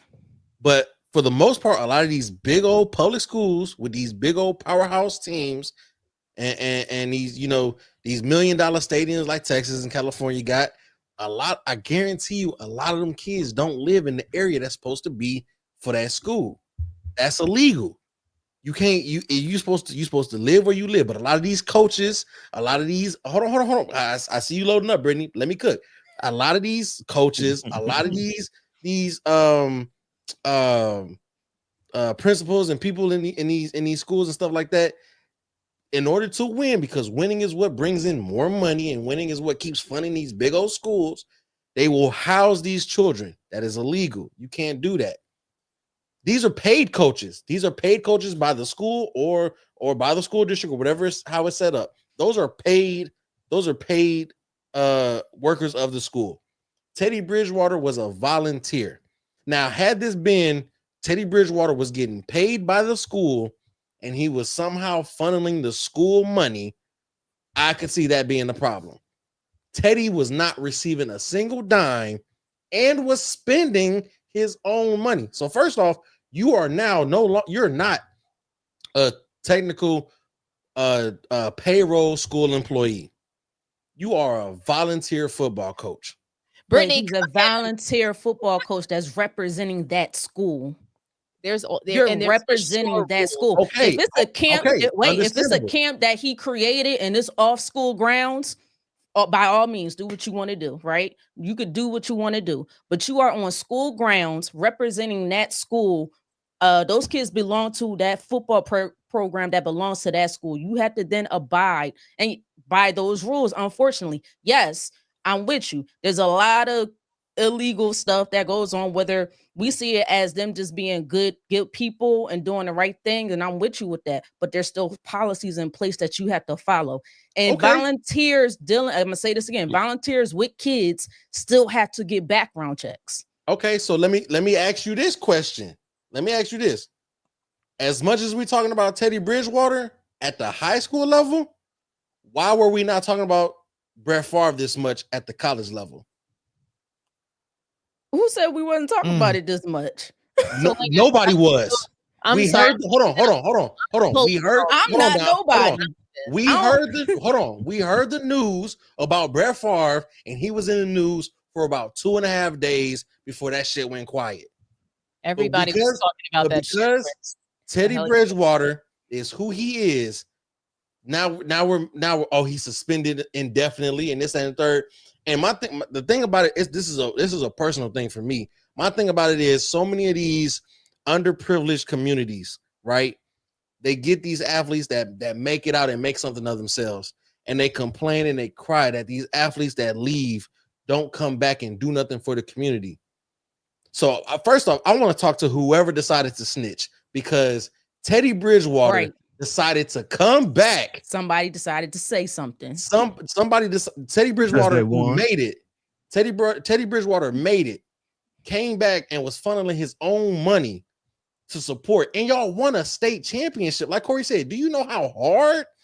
Let alone it was a state championship, let alone in the state of Florida. Do you know how hard it is to win a state championship in a powerhouse state like that? In your first year of being there? Chris, I'm not saying what you're saying is wrong, but I'm saying Teddy Bridgewater, to avoid all this, because unfortunately, yes, you do have people who are jealous and who are this and who are that and will snitch. It's just unfortunate that those coaches and stuff that you're talking about, they haven't got snitched on. Okay, My high school growing up, they did the same thing that those schools y'all were talking about by grabbing kids from other neighborhoods. Guess what happened? Eventually somebody got tired because they kept winning, and they snitched on them and they got punished for it. Look, I understand his heart is great, but there's always ways to get around the rules there's ways to go through the proper channels of getting around those rules. He could have did the same thing, just go through the right channels. Let me ask you another question, right? As a football coach, right? Anybody in that authoritative position, right? You are now in charge and of care of those young men under you, correct? Is it not in my job description to make sure that those young men are okay? Through the policy and procedure, Chris. But let me ask you. Hold on. I disagree. Wait. Hold on. I disagree because if the policy and procedure, that's why he got fired. If the policy and procedure is not providing a safe way home for these kids, then I'm going to do that. But Chris, before you volunteered, let's start from the beginning. Before he volunteered, why couldn't he look back, checked out the full landscape of what's going on, the community that he's in before he even started the job, and put things in motion prior? So when he then becomes a volunteer head coach, now you're dealing with the team. You got things set up in place for these kids. It most likely would have got approved. Like they're not most school. Well, I ain't gonna say most because there's some red tape you got to jump through, unfortunately, based off what you look like, unfortunately. But a lot of school, you're going to have somebody there that's going to fight for you to get exactly what you want for these kids. And they're going to fight for these kids. So he could have set up things prior to him even starting this job. Which way can you allocate his privilege? Essentially, which way can you beat the system quicker, outside of it or in it? But quicker doesn't always mean you're going to get the success you want. But also, like, did he even try to go through any channels? Did he try to get resources? Did he try to get resources from the administration? Because things like Uber rides and things like that can be covered, if you go through the proper channels. Okay, so you're traveling after 9 p.m. Those traveling after 9 p.m. should be getting this. Me, Teddy Bridgewater, I'm willing to fund this program. He didn't do any of that. And that's all that I'm trying to say. That's what Britney's trying to say. You don't know that, though. But I will. You don't know that. I'm asking the question. We don't know that. I will put some accountability on the school as well, because he volunteered without a background check. Like, how do you allow that to happen? That shouldn't have slipped through the track. How do you follow one policy but not other? Right. Like, where they absolutely deserve some blame. Whoever that district is absolutely deserves some blame. Like, if I'm not saying, I don't know this man. I don't think Teddy Bridges would ever in his life do it. At least I hope and pray he wouldn't. But this could have been somebody who all of a sudden want to have fun with kids in an inappropriate way. Then what happens? But you allowed him to work and he hasn't had a background check, fingerprints, nothing. So they both, so the district absolutely deserves their part in this situation as well. And if they're not treating all people the same, right, they need to be torched. Right. All right, good point, Shaw. I appreciate it, man. Well, hey, look, let's go end it, man. We right at 2 hours and 30 minutes, 2 hours 37 minutes, man. I appreciate everybody. This is what I need everybody to do, though. We done dwindled down to about 200, little over 200 people here. The show is over. We're about to end it, but what I need y'all to do, man, this will be greatly appreciated. We had a guest on. She was awesome. She just started her podcast. She's not even 2 months old yet, right? So I need everybody. If I can get 200 of y'all right now to leave here and go straight to No Bull Podcast, and if you type that into YouTube, you'll find it, or you can go to my description box and click the link. If I can get all 220 y'all to go over there and give her a sub, that'd be really dope, man. So I appreciate y'all. Any last words for our guests? What's your thoughts? Did you have fun? Oh yeah, I had a blast. This was my first panel ever. It was nothing like I expected it to be, which makes that the best part. I really enjoyed it. What did you expect, though? I'm curious about this one. That's a loaded question. It was better than what I expected, if that makes any sense. I enjoyed the perspective. Y'all opened up my mind. Fair enough, man. All right, but hold on. Before we end it, there were some ones in the chat. So I'm a man of my word. What I have been drinking on all night tonight is Blackberry Crown, red Kool-Aid, lemonade, and Sprite. That shit looks like orange Vicks. There you go. That is what I've been drinking on. I repeat it. Blackberry Crown. Blackberry Crown. Why you got Dayquil Red over there? Kool-Aid. Come on now, Chris. Stop. Get off I'm Dayquil. gonna mute you. I'm Blackberry Crown, Red Kool-Aid, lemonade, and Sprite. Y'all enjoy it. And that's courtesy of ChatGPT. ChatGPT made this drink, y'all. What you got that on for, man? I almost forgot. That's what I'm trying to figure I almost out. forgot, man. Football season is almost here. Don't forget. I'm the 3-time defending champion in my fantasy football league, and I also am Mel, a champion of a I will pick'em take this league. jersey Like, off, Mel. I will That's take this difficult. jersey off. hey, What title is Mel I will defending? take this jersey I don't- off, Mel. Last time he won, Briana, was 2022. Don't Last trip. time he won, Briana. Briana, sorry. Let's My bad, say I'm let's. sorry. that's a, Can we that's just a call damn you lie. Bree? I won it. My bad, I won it Britne. in 2024. Can I we won just in say 20. Bree? No, I won in 2023. I heard that, 2023. Corey. Get you. Yeah, listen, Mel. I will take this jersey off. Don't make me do it. Put that belt down. Well, look, listen. I will. Just in case y'all ain't never seen one of these before. You ever seen one of these, Brianna? For like WWE. Oh, we saw the belt. That's on Exactly. the what screen. it is. Randy Orton. Cowboys got 5 Exactly. rings too. Well, I'm Randy Orton in my fantasy football league. Hey, appreciate y'all for joining the stream. Are and you? sticking with Because us Randy all the Orton way. hasn't held a champion. Randy Orton hasn't held a championship in like 10 years. I You have sure you want to use never Randy Orton? Man. That's You what sure it's you wanna use exactly what Randy he Orton? is. Sound like you need to exactly be. Yeah. Go ahead and That's pick Randy exactly Orton. what it is. Mel. I Mel, need a sound like you. championship It belt. sound like you need to have be you a ever held one of Cowboys these? fan. Mel is the Dallas Cowboys of the Listen. group right now. Right. Have you ever held one of these before, Corey?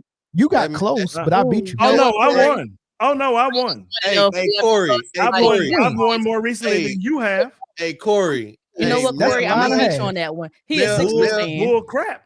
Mel is that high school quarterback that didn't go to the league and stayed around town.